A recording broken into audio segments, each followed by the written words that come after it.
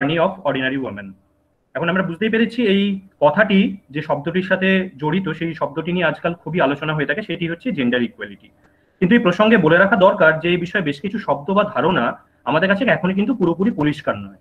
যেমন দুটি শব্দ জেন্ডার ইকুয়ালিটি এবং জেন্ডার ইকুইটি শুনতে খুবই কাছাকাছি মনে হয়, কিন্তু আখেরে তাদের মানে অনেকটা আলাদা।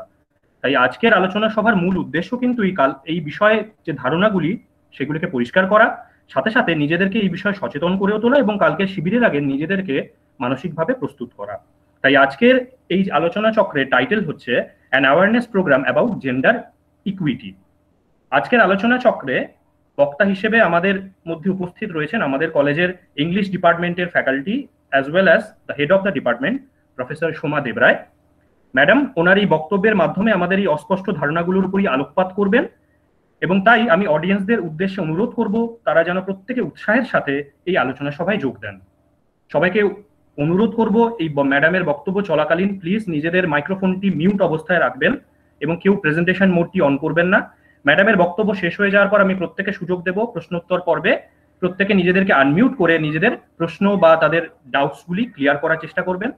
যাদের অসুবিধে আছে তারা তাদের প্রশ্ন বা তাদের ডাউটস চ্যাট বক্সে লিখে দিতে পারেন, আমি সেগুলি ম্যাডামকে জিজ্ঞেস করে নেব। তাই সবার সহযোগিতা কামনা করে আজকের এই আলোচনাটি আমি শুরু করছি, এবং আজকের ইন্ট্রোডাক্টরি স্পিচ দেওয়ার উদ্দেশ্যে আমি ডেকে নেব আমাদের বাংলা ডিপার্টমেন্টের এইচওডি অ্যাজ ওয়েল অ্যাজ আইকিউএসির coordinator professor doctor Nilanjana Bhattacharya মহাশয়কে। ম্যাম। অভ্রদীপ শোনা যাচ্ছে? হ্যাঁ ম্যাডাম শোনা যাচ্ছে। আচ্ছা, সবাইকে সুপ্রভাত। আমরা আজকে সমবেত হয়েছি একটা জেন্ডার ইকুইটি প্রমোশন প্রোগ্রাম, এই একটা হেডিং এর আন্ডারে আমরা আজকে এবং আগামী 3 দিন আলোচনা করব। এই বিষয় নিয়ে আমাদের দীর্ঘ আলোচনা বা আমাদের যে অনুপুঙ্খ আলোচনা তার জন্য এক্সপার্টরা থাকবেন। আজকে আছেন সোমা ম্যাডাম এবং আগামী 2 দিন আমাদের এক্সটার্নাল এক্সপার্টরা আসবেন, তারা এই নিয়ে আলোচনা করবেন। এখন স্বভাবতই মনে প্রশ্ন জাগতে পারে যে আমরা এতাবৎ কলেজে যারা 2nd সেমিস্টার 4th সেমিস্টার পড়াশোনা করলে যে স্টুডেন্টরা, তারা ভাবতে পারো এটা কি ধরনের program. Gender equity promotion program কথাটার মানে কি, কি জিনিস এটা? হ্যাঁ, করে বাংলা করলে বলা যায় জেন্ডার মানে লিঙ্গ, ইকুইটি মানে সমদর্শিতা বা ন্যায় বিচার বা ন্যায়, এরকম বাংলা শব্দ আমরা ইকুইটি অর্থে ব্যবহার করি। প্রমোশন মানে প্রচার প্রসার, এই, আর প্রোগ্রাম মানে কার্যক্রম অনুষ্ঠান। তাহলে এবার প্রশ্ন জাগে যে তাহলে সমদর্শিতা ন্যায় এই কথাগুলো কেন কিভাবে জেন্ডারের সঙ্গে যুক্ত হয়ে থাকে, এই নিয়ে ম্যাডাম আমাদের পরবর্তীতে দীর্ঘ আলোচনা করবে। আমি শুধু সামগ্রিকভাবে এইটুকু বলি যে আমরা সমাজ পথে চলতে চলতে দীর্ঘদিন আমাদের যে সমাজ বিবর্তনের ইতিহাস, সমাজ চলবার ইতিহাস, হ্যাঁ, এটাতে আমরা শুধু আমাদের দেশ নয় বিশ্ব জুড়ে দেখেছি যে সামাজিক প্রক্রিয়ায় বেশ কিছু শ্রেণী রয়ে গেছে, লিঙ্গগতভাবে কখনো বর্ণগতভাবে, যারা সামাজিক প্রক্রিয়ার কারণে পিছিয়ে পড়েছে, পিছিয়ে রয়েছে। হয়তো তারা নিজেরাও জানে না বা বাহিরাঙ্গিক সুযোগ সুবিধা সবাই সমান পাচ্ছে। ধরো তোমরা এখানে আজকে যে সব ছাত্রছাত্রীরা আমাদের মধ্যে উপস্থিত হয়ে আছো, তোমরা বলতে পারো কেন আমরা আবার কিসে পিছিয়ে আছি? আমাদের তো অ্যান্ড্রয়েড ফোন আছে, আমাদের তো মানে আধুনিক পোশাক আশাক আছে, আমাদের তো পর্যাপ্ত মানে আমাদের শিক্ষা দীক্ষা সবই আছে। তাহলে আবার আমাদের ক্ষেত্রে পশ্চাৎপরতার কথা ম্যাডাম কেন বলছেন? এটা তুমি আমি বলে নয়, আমরা সবাই সামাজিক ভাবে কিছু কিছু শ্রেণী রয়ে গেছে, তার মধ্যে মহিলারা একটি শ্রেণী, এরকম বর্ণগত কিছু শ্রেণী আছে যারা প্রক্রিয়ার কারণে ঐতিহাসিক ভাবে, সামাজিক ভাবে, পারিবারিক ভাবে পিছিয়ে রয়েছে, মানসিক দিক থেকে পিছিয়ে রয়েছে, তাদের ধ্যান ধারণার দিক থেকে পিছিয়ে রয়েছে, কিছু স্টেরিওটাইপের মধ্যে তারা বসবাস করছেন। আমরা যদি যখন ম্যাডাম আমাদের আলোচনা করে দেখাবেন আমরা দেখতে পাবো হ্যাঁ আমরা সবাই তো এগুলো কম বেশি বলি।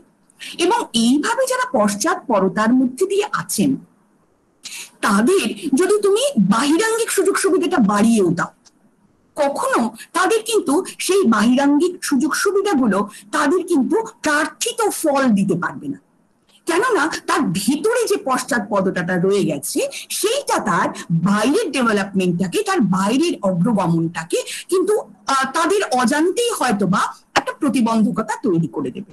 ব্যাপারটা অনেকটা এইরকম যে ধরো একটা 10 মাইল একটা রেস হবে, সবাইকে সেখানে সমান পোশাক দেওয়া হলো, জুতো দেওয়া হলো, গ্লুকোজের জলের ব্যবস্থা করানো হলো, এমনকি দৌড়ের টেকনিকটাও শেখানো হলো। কিন্তু যারা দৌড়বে তাদের শারীরিক সামর্থ্য, 10 মাইল দৌড়বার মতো মানসিক জোর এইগুলো কি আছে? যাদের এই দুটো থাকবে না তাদের তুমি বাকি সুযোগগুলো দিও, তাদের কিন্তু দৌড়ে নামাতে পারবে না, বা নামলেও তারা কিন্তু এগোতে পারবে না। ধরো 500 মিটার দৌড়ে আর দৌড়তে পারবে না। সমাজের ক্ষেত্রেও এইরকম ভাবে দুর্বলতর হয়ে, পশ্চাৎপদ হয়ে আমাদের মহিলা শ্রেণীর বসবাস আজকে পৃথিবী জুড়েই আছে। তাই যখন সামাজিক সাম্যের কথা বলা হয়, ইকুয়ালিটির কথা বলা হয়, সেই ইকুয়ালিটিটা দিয়েও লাভ কিছু নেই যদি না তোমার প্রতি তোমার যে প্রিভিয়াস যে পশ্চাৎপদতাটা রয়েছে সেইটাকে যদি না কভার আপ করে দেওয়া হয়। যেন আপাতভাবে ইকুইটি প্রোগ্রামে দেখবে যেন মনে হয় একটা পক্ষপাত হলো কারোর প্রতি। এক্ষেত্রে যেমন আমরা ছাত্রদের ডাকিনি, শুধু তোমাদেরই ডেকেছি। এটা এই পক্ষপাতটা করা হচ্ছে কেন না, আমরা ধরে নিচ্ছি যে এমন কিছু দিক থেকে ওরা অটোমেটিক্যালি এগিয়ে আছে যেগুলো ওদের আর শোনানোর দরকার নেই, তোমাদের শোনানোর দরকার, আমাদের মহিলাদের শোনানোর দরকার। এই পক্ষপাতটা না হলে ন্যায় প্রক্রিয়াটা এগিয়ে দেওয়া যাবে না।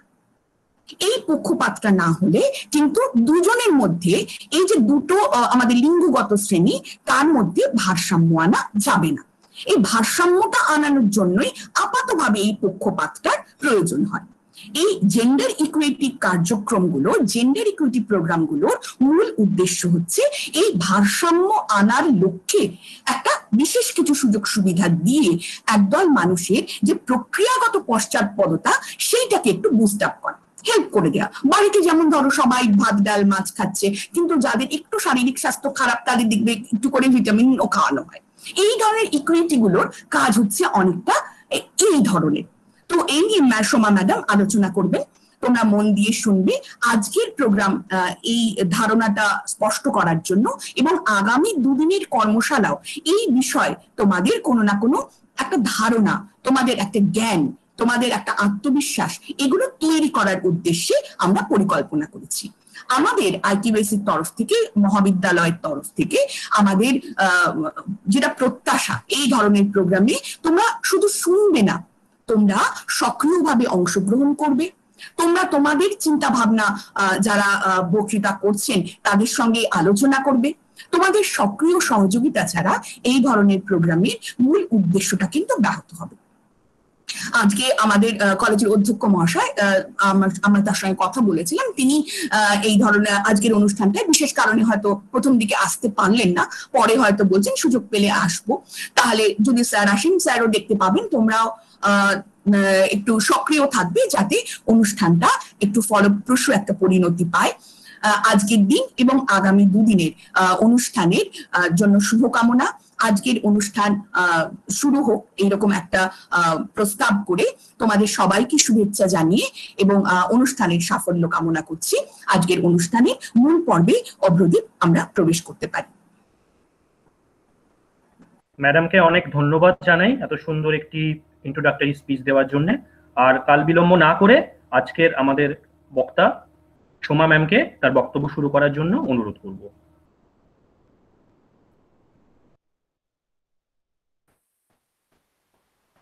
হ্যাঁ, ধন্যবাদ অভ্রদীপ। এখানে আমার সমস্ত কলিগস যারা আছেন তাদের সবাইকে আমি সুপ্রভাত জানাই, এবং আমার ছাত্রীরা যারা তোমরা এখানে আছো তোমাদেরকে জানাই স্নেহ ও ভালোবাসা। আমি আশা করি যে আজকে মানে আগামী যে দুদিন যে প্রোগ্রামগুলো হবে সেই প্রোগ্রামটা অ্যাকচুয়ালি আমাদের জেন্ডার ইকুইটি প্রোগ্রাম। তো যেটা ম্যাডাম অলরেডি বললেন, হ্যাঁ, যেটা ম্যাডাম অলরেডি বললেন যে এই জেন্ডার ইকুইটিটা এটা কি, সেটা একটা বোঝার ব্যাপার আছে। কারণ সাধারণভাবে আমরা যেটা সবসময় ভাবি সেটা হচ্ছে আমরা জেন্ডার ইকুয়ালিটি, আমরা ইকুয়ালিটি কথাটার সঙ্গে বেশি পরিচিত। সেটা আমরা সবসময় আমরা লড়াই করি যে মেয়েরা বিশেষ করে যে না আমাদের কেন একইভাবে দেখা হবে না, একটা ছেলের মতো করেই দেখা হবে না, সেটা হচ্ছে গিয়ে আমরা বলি ইকুয়ালিটির কথা। কিন্তু ইকুয়ালিটি দিয়ে তো সবকিছু হয় না, সেখানে ইকুইটিরও একটা প্রয়োজন আছে। এবং আজকে আমার মূল উদ্দেশ্য হবে যে ইকুইটি কি এবং কেন, এবং ইকুয়ালিটির সঙ্গে সেটা যে সম্পর্কিত এবং তার যে দুটো যে আলাদা সম্পূর্ণভাবে কম্পার্টমেন্টালাইজ করা যায় না, মানে দুটো চৌবাচ্চা জলের মতো তোমরা দুটোকে আলাদা করতে পারবে না, একটা কিন্তু আরেকটার সঙ্গে মিশে আছে। এই যেন সঙ্গমে অববাহিকা কোনো নদী, যেখানে ইকুয়ালিটি এবং ইকুইটি দুই সখীর মতো হাত ধরাধরি করে পাশাপাশি চলছে। তাহলেই হয়তো নারী বিকাশ, নারী শক্তির বিকাশ সম্পূর্ণ হতে পারবে। এবার আমরা যখন যে মহিলাদের নিয়ে আলোচনা করছি, আমাদের একটা বড় একটা ইংরেজি শব্দ আমরা ব্যবহার করি, সেটা হচ্ছে জেন্ডার। আচ্ছা, তোমরা সবাই আমার স্ক্রিনটা দেখতে পাচ্ছ? আমার স্ক্রিনটা দেখতে পাচ্ছ? ম্যাডাম স্ক্রিন দেখা যাচ্ছে খুব সুন্দর। ওকে, থ্যাংক ইউ। ম্যাম জাস্ট একটু ফুল স্ক্রিন করে দেবেন স্ক্রিনটাকে। ফুল স্ক্রিন করে দেবো, হ্যাঁ দিচ্ছি, আমি এক্ষুনি দিচ্ছি, এক মিনিট।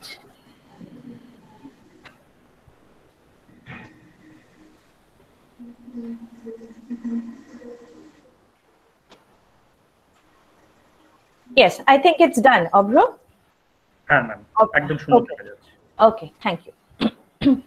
হ্যাঁ, তো আমি যেটা বলছিলাম যে আমরা অনেক সময় জেন্ডার কথাটা শুনে থাকি, বিশেষ করে আমরা যখন ছোটবেলায় ব্যাকরণ বই পড়ি, ইংরেজি ব্যাকরণ যখন পড়ি, তখন আমরা এই ম্যাসকুলিন জেন্ডার, ফেমিনিন জেন্ডার, এই যে দুটো জেন্ডার, এটা আমরা কিন্তু ভীষণ মানে ছোট থেকে আমাদের শিখতে হয় যে what is the if masculine gender is man, then the feminine is woman. If masculine is father, then the feminine is mother.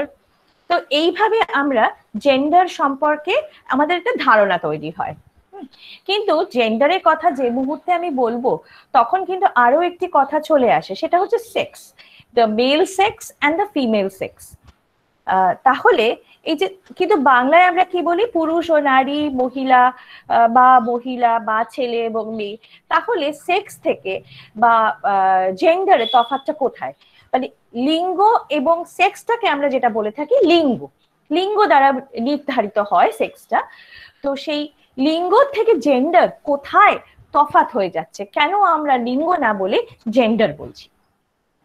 দেখো, জেন্ডার যে মুহূর্তে আমরা বলছি, তখন কিন্তু তোমরা দেখতে পাচ্ছ এখানে লেখা আছে gender is the range of characteristics pertaining to and differentiating between masculinity and femininity, that is sex based social structures. তার মানে কি, এখানে লিঙ্গকে বাদ দিয়ে হচ্ছে না, পুরুষ বা নারী এই লিঙ্গ প্রাধান্যটা আমাদের আছেই, আমাদের থাকছে যখন আমরা জেন্ডারের কথা বলি। কিন্তু তার সঙ্গে দেখো একটা আঙ্গিক একটা মাত্রা যুক্ত হচ্ছে, সেটা কি না, সেখানে লিঙ্গের সঙ্গে আমরা কানেক্টিভিটি তৈরি করছি সোশ্যাল স্ট্রাকচারের। তার মানে কি, যে সামাজিক যে ধ্যান ধারণা, সামাজিক যে একটা নোশন, একটা কনসেপ্ট, সেই যে জায়গাটা, সেটাই কিন্তু যখন আমরা সেক্সের সঙ্গে যুক্ত করছি, তখন কিন্তু শুধুমাত্র নারী পুরুষের লিঙ্গ বৈষম্য থাকছে না, সেটা একটা সামাজিক বিবর্তনের রূপরেখা এখানে তৈরি হয়ে যাচ্ছে। এবার বেশিরভাগ কালচারগুলোতে কি হয়, মেইন স্ট্রিমে দুটি জেন্ডার ধরা হয়, ওই পুরুষ এবং নারী। কিন্তু এর বাইরেও তো কিছু মানুষ আছেন, আমরা সেটা জানি। এখন বিভিন্ন মুভমেন্টস হচ্ছে তাদের নিয়ে, তারা সামাজিক স্বীকৃতি পাচ্ছে। এক সময় তারা সমাজের প্রান্ত দেশে বাস করতেন, তারা অনেক কষ্ট করেছেন, বহু বছর দীর্ঘ সময় ধরে তারা স্ট্রাগল করেছেন, যে নিজেদের মানুষ হিসাবে যে অধিকার, সাধারণ যে ফান্ডামেন্টাল রাইটস, সেই রাইটস গুলো পাওয়ার জন্য তারা অনেক দিন ধরে তারা লড়াই চালাচ্ছে। তো এই যে যাদেরকে আমরা বলে থাকি ট্রান্সজেন্ডার, তো এই ট্রান্সজেন্ডারদের বেশিরভাগ সমাজে কুইয়ার পিপলও বলা হয়। তো এই তিনটে, এখন তাহলে আমরা বলবো যে আজকে যে গ্লোবাল সমাজ, সেখানে কিন্তু শুধুমাত্র দুটো জেন্ডার বা বাইনারি জেন্ডার কনসেপ্ট নেই, সেখানে কিন্তু একটা থার্ড জেন্ডার তৈরি হয়েছে, যেটাকে আমরা কুইয়ার বলে থাকি বা নন বাইনারি, যার জন্য এই পুরো সিস্টেমটা এখন কিন্তু নন বাইনারি সিস্টেম। এটা ইনক্লুসিভ হয়ে গেছে, সবাইকে একসঙ্গে নিয়ে নিয়েছে। এবার জন মোনে বলে একজন সেক্সোলজিস্ট ছিলেন, তিনি প্রথম 1955 সালে সেক্সকে ডিফাইন করেছেন অ্যাজ আ বায়োলজিক্যাল ক্যারেক্টারিস্টিক। এটা একটা মানুষের জীবনে তার শারীরিক একটা প্রক্রিয়া, কিন্তু জেন্ডারের কথা উনি বলেছেন যে এটা একটা সামাজিক রোল, একটা দায়িত্ব, একটা সামাজিক দায়িত্ব। যাই হোক, মনি যদিও 1955 সালে সেই কথাগুলো বলেছেন আমাদের, কিন্তু 1970-এর আগে সেই কথাটা, এই জেন্ডার শব্দটা খুব বেশি পপুলার কিন্তু হয়ে ওঠেনি। প্রথম 1970s-এ যে ফেমিনিস্ট মুভমেন্ট হয়, সেই মানে এটা হচ্ছে second wave of feminism. Feminism তার অনেক আগেই শুরু হয়েছিল, মানে মেয়েদের নিজেদের স্বাধীনতার জন্য, নিজেদের অধিকারের জন্য যে লড়াই, সেই লড়াই যখন 70s-এ একটা চূড়ায় পৌঁছে যায়, সেই লড়াই যখন অনেকটা সাফল্যের মুখ দেখে, সেই সময় এই ফেমিনিস্ট যে যারা মুভমেন্টে জড়িত ছিলেন, তারা তখন জেন্ডার শব্দটিকে অনেক বেশি করে আপন করে নেয়, এবং তারা এই যে সামাজিক যে পটভূমিকা, সেই পটভূমিকায় যখনই নারীর কথা বলেছেন, তখন সেটা সবসময় জেন্ডার শব্দটি ইউজ করেছেন। এবং আজকে এই যে ডিস্টিংশন, এই যে জেন্ডার এবং সেক্স, তার যে ডিস্টিংশন, এগুলো সমস্ত সোশ্যাল সায়েন্স ডকুমেন্ট অথবা তোমার এমনকি মেডিকেল ডকুমেন্টস বা তোমার ধরো ওয়ার্ল্ড হেলথ অর্গানাইজেশনের মতো একটা ইন্টারন্যাশনাল বডির যে ডকুমেন্টস, সব জায়গায় কিন্তু এই ডিস্টিংশনটাকে মান্যতা দেওয়া হয়। এই দেখো, এখানে একটা ছবি আমি দেখানোর চেষ্টা করেছি। বাঁদিকে নীল যে প্যানেলটা, নীল প্যানেলটার উপরে যে সিম্বলটা আছে, এটা তোমরা সবাই হয়তো জানো যে এটা it symbolises the male sex, whereas এই গোলাপির উপরে যে সিম্বলটা আছে, that symbolizes the female sex. তাহলে আমি ছবিটা কেন দিয়েছি, এটা খুব আমরা দেখেই আমরা প্রথমেই কি এই ধরনের ছবি, ধরো যে স্টিক ফিগারটা আছে, নীল প্যানেলেরটা ছেলে, গোলাপি প্যানেলেরটা মেয়ে, তাহলে এটা তো আমাদের বলে দিতে হয় না।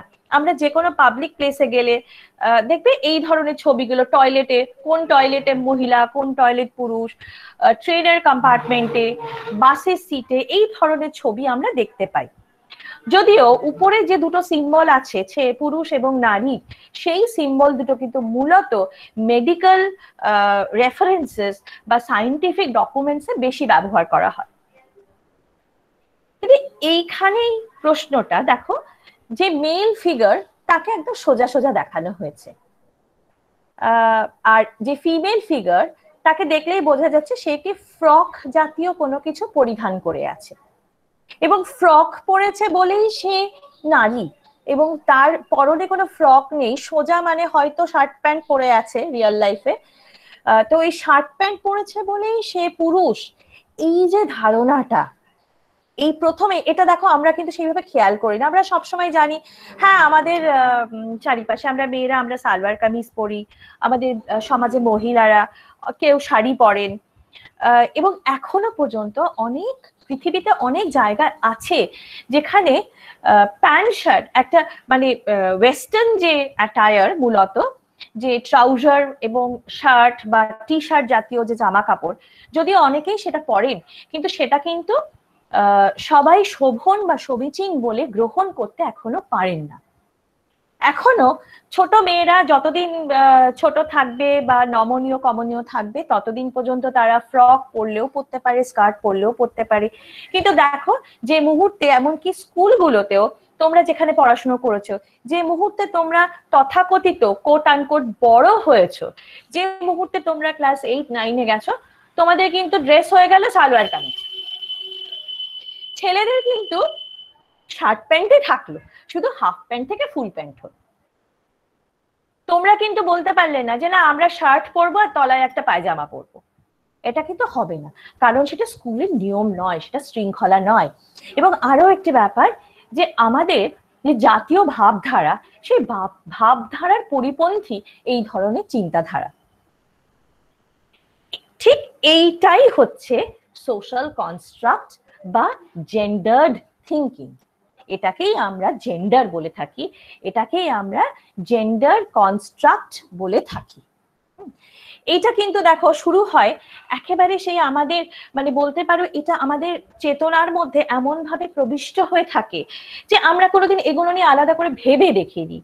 আমরা তোমরা অনেকেই এখন, আমরা যারা হয়তো ওয়েস্টার্ন অ্যাটায়ার সবসময় পড়ি বা যারা নতুন পড়া শুরু করে, তাদের কিন্তু কোথাও একবার হলেও ভাবনা হয় যে ও আমি ওয়েস্টার্ন পড়ছি তার মানে আমি খুব স্মার্ট। কিন্তু এটা কিন্তু না, একটা ছেলে কিন্তু কখনো ভাবে না যে আমি শার্ট প্যান্ট পরছি বলে আমি স্মার্ট। এই যে জায়গাটা তৈরি হয়ে গেছে, এটাই কিন্তু সোশ্যাল কনস্ট্রাক্ট, যেগুলো আমাদের অবচেতন মনে প্রবিষ্ট হয়ে থাকে, যেগুলো নিয়ে আমরা আলাদা করে ভাবতে বসি না। দেখো একদম ছোট্টবেলাতে কিন্তু শুরু হয়ে যায়। ছবি দুটো দেখলেই বুঝতে পারছো তোমরা যে একদিকে একটি ছোট মেয়ে এবং আরেকদিকে একটি ছোট ছেলে। এবার দেখো কি নিয়ে খেলছে। মেয়েটি করছে কি পুতুল খেলা, ছেলেটি কিন্তু গাড়ি নিয়ে খেলছে। আমাদের সবার জীবনেই কি এই জিনিসটা কোনোদিন হয়নি? যখন দেখবে হয়তো কোনো কারণে কোনো খেলনা কেউ আমাদের গিফট করেছে বা কোনো জামা কাপড় গিফট করেছে, সেই ছোটবেলা থেকেই এটা মেয়েদের পরিধেয়, এই খেলনাটা মেয়ের, একটা খেলনা, একটা পুতুল। একটা ছেলে যদি একটা পুতুল নিয়ে খেলে, তাকে আমরা সবসময় কি বলে থাকি, মানে তাকে বাড়ির লোকেই হয়তো এ মা তুই কি একটা মেয়ে, তুই পুতুল দিয়ে খেলছিস, কি করছিস এগুলো, যা যা বাইরে যা, বাইরে গিয়ে বল নিয়ে খেল। কিন্তু একটা মেয়ে যদি গাড়ি নিয়ে খেলে বা বল নিয়ে খেলে, তাকে আমরা বাবা মেয়েটা বেশ স্মার্ট তো, ছেলে সুলভ। এই যে অ্যাটিটিউডটা, এটা কিন্তু ইকুয়ালিটি, এই জায়গাটা কিন্তু ইকুয়ালিটি। এবং এই ইকুয়ালিটি থেকে আস্তে আস্তে কিন্তু বিবর্তন হতে হতে সেটা ইকুইটির পর্যায়ে চলে যায়। ছোটবেলাতেও তোমরা দেখবে বা এমনি ইয়েতেও, বিশেষ করে এগুলো দেখা যায় জন্মদিন বা অন্নপ্রাশনে গিফট যখন আমরা কিনতে যাই, এক্ষেত্রে তো জামা কাপড় বেশি দেওয়া হয় না, বেশিরভাগ দেওয়া হয় তোমার খেলনা, বাচ্চাদের খেলনা বা ধরো টিফিন বক্স, এমনকি পেন্সিল বক্স গুলো দেখবে, কিছু পেন্সিল বক্সের উপর স্টিকার গুলো তোমার ওই হিম্যান বা স্পাইডারম্যান বা এই ধরনের যে অ্যানিমেশন গুলো সেইগুলো থাকে, আর কিছুর উপর থাকে ফেয়ারি প্রিন্সেস, সিন্ড্রেলা, ডেজি, এই ধরনের কিছু ছবি। এবার যখন আমরা একটা মেয়ের জন্য ধরো একটা পেন্সিল বক্স কিনতে যাই, অবভিয়াসলি, এবং মেয়ে ছোট ছোট বাচ্চারাও তারা কিন্তু তাদের অবচেতন ভাবেই তারা কি করে, হ্যাঁ ওই ওই প্রিন্সেসটা আমি নেব, কারণ the princess is very cute, ভীষণ সুন্দর দেখতে। আর ছেলেটা কিন্তু বলে না আমি স্পাইডারম্যান নেবো, এবং এটাকে আমরা কিন্তু ভীষণ ন্যাচারাল বলে ভাবি। কিন্তু এই যে একটা আমাদের, আমি বলছি না কোথাও যে স্বাভাবিকের বাইরে যদি কেউ থাকে, মানে আমাদের, মানে এটা আমরা বলবো না যেটা অস্বাভাবিক তাকে করতে হবে, কিছু করার দরকার নেই। কিন্তু কোনো মেয়ে যদি ভাবে যে না আমি আমি বল খেলতে ভালোবাসি, আমি বাইরে মাঠে দৌড়তে ভালোবাসি, আমি গাছে উঠতে ভালোবাসি, আমি দোলনায় দাঁড়িয়ে দুলতে ভালোবাসি, আর কোনো ছেলে যদি ভাবে না আমার বাবা ঘরের কোনায় বসে একটু লুডো খেলতে ইচ্ছে করে, আমার ঘরের কোনায় বসে একটু খেলনা বাটি নিয়ে আমার দিদির মতো খেলতে বা বোনের মতো খেলতে ইচ্ছে করে, বা আমার রান্না করতে ইচ্ছে করে, তাকে কিন্তু খুব অ্যাক্টিভলি তাকে বারণ করা হয় যে না এই কাজগুলো তুমি করবে না, এগুলো তোমার কাজ নয়। এবং যে মেয়েটি বাইরে যেতে চায়, যে মেয়েটি হয়তো বলে আমি বাজার করতে ভালোবাসি, আমি বাজারে যাব, দোকানে যাব, তাকে বলা হয় ড্যাং ড্যাং করে ঘোরা হবে না, তুমি একদম বাইরে বেরোবে না, তুমি ঘরের কাজ শেখো, মায়ের সঙ্গে কাজ করো। এই যে ন্যাচারাল যে একটা টেন্ডেন্সি, সেটাকে যখন চেপে দেওয়া হয়, চেপে দিয়ে তাকে স্ট্রিমলাইন করার চেষ্টা করা হয়, আমাদের যে ট্র্যাডিশনাল ধ্যান ধারণা, সেই ধ্যান ধারণার কাঠের বাক্সে তাকে পুড়ে ফেলার চেষ্টা করা হয়, তখনই সেটাকে আমরা বলি জেন্ডার্ড থিঙ্কিং। এবং তার পরিণতি হিসাবে কি হয়, দেখো যখন বড় হয়ে যাচ্ছে সেই ছেলেটি বা মেয়েটি, তোমরা দেখতে পাচ্ছ এখানে দুটো ডায়ালগ বক্স আছে, এবং ছেলেটির ক্ষেত্রে দেখো ডায়ালগ বক্সে কি আছে, ভিডিও গেম খেলা, টাই পরা, এটা কুকুরের থাবা একটা, তারপরে তোমার হাঁটু, ম্যাম এক সেকেন্ড একটু হ্যাঁ। ইন্টারাপ্ট করছি, ওই একজন একটু ইন্টারভিউ করেছে, আপনার প্রেজেন্টেশনটা একটু অফ হয়ে গেছে। ও আচ্ছা,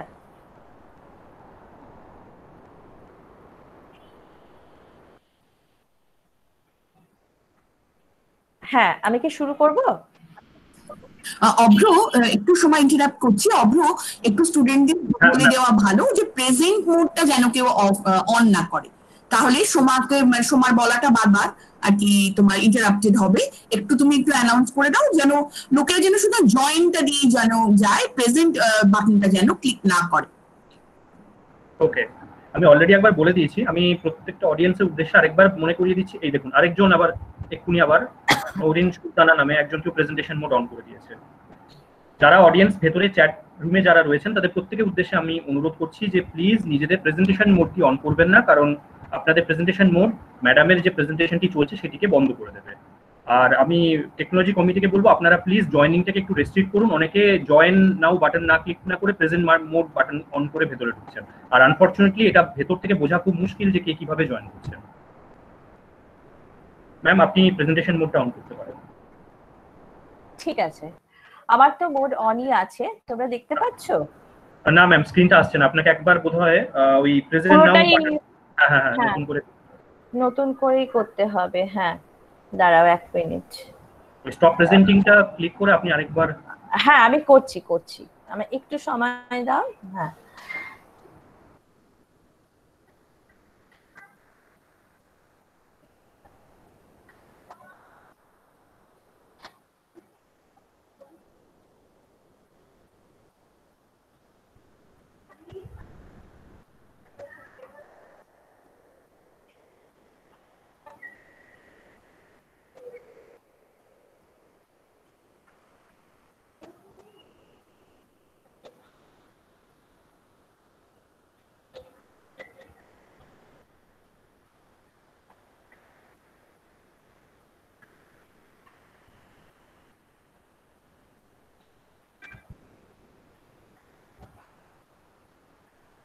আশা করি এবার দেখা যাচ্ছে।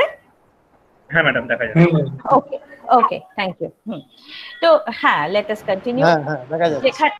যেখানটা আমি বলছিলাম যে এই যে দেখো ছেলেটি বা পুরুষ যে এখন একটি পূর্ণাঙ্গ পুরুষ, সে কিন্তু কি ভাবছে, গাড়ি, এরোপ্লেন, দেখো একটা জিম করারও ব্যবস্থা রয়েছে, তারপরে সে মাছ ধরতে বাইরে যাবে। কিন্তু মেয়েটির দিকে তাকাও, তাকে কি কি দেওয়া হয়েছে? সে তার কাছে আছে সাজগোজের জিনিস। সে যখন সে একজন নারী হয়ে যাচ্ছে সে কিন্তু রোমান্টিক লাভের কথা ভাবছে, সে খাবার দাবারের কথা ভাবছে, দেখো একটা চুষি পর্যন্ত আছে, তার মানে সে বাচ্চা কাচ্চার কথা ভাবছে। সে তাকে ধরেই নেওয়া হচ্ছে সে খুব রোমান্টিক জায়গায় সে বেড়াতে যেতে চাইবে, তার হাজবেন্ড তাকে নিয়ে যাবে, সে সিনেমা দেখতে চাইবে।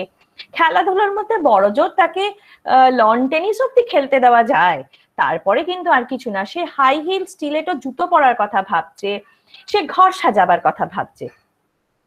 তো এই যে দেখো একটা বাচ্চা মেয়ে, সে কিন্তু তার অবচেতন মন থেকেই এই ধরনের তার একটা রুচি তৈরি হয়ে যাচ্ছে, এবং এই যে রুচি বোধটা তৈরি হয়ে যাচ্ছে। এবং সেখানে আরেকটা কি আছে জানো তো, সেটা হচ্ছে যে এই মেয়েটা যদি হঠাৎ করে সে অন্য কথা ভাবে, সে বলে যে এই যে কাঁচিটা আছে যে সেলাই করার বা ঘর সাজাবার কোনো কিছু করার, যে না আমি এইসব করব না, আমি ড্রাইভিং শিখবো, আমি মাছ ধরবো। তোমরা তো অনেকে দেখো যে ছুটির দিনে প্রচুর জলাধারের পাশে ছেলেরা মাছ ধরতে বসে যায়, মেয়েদের দেখেছো এইভাবে জলাধারের পাশে গিয়ে মাছ ধরতে বসে?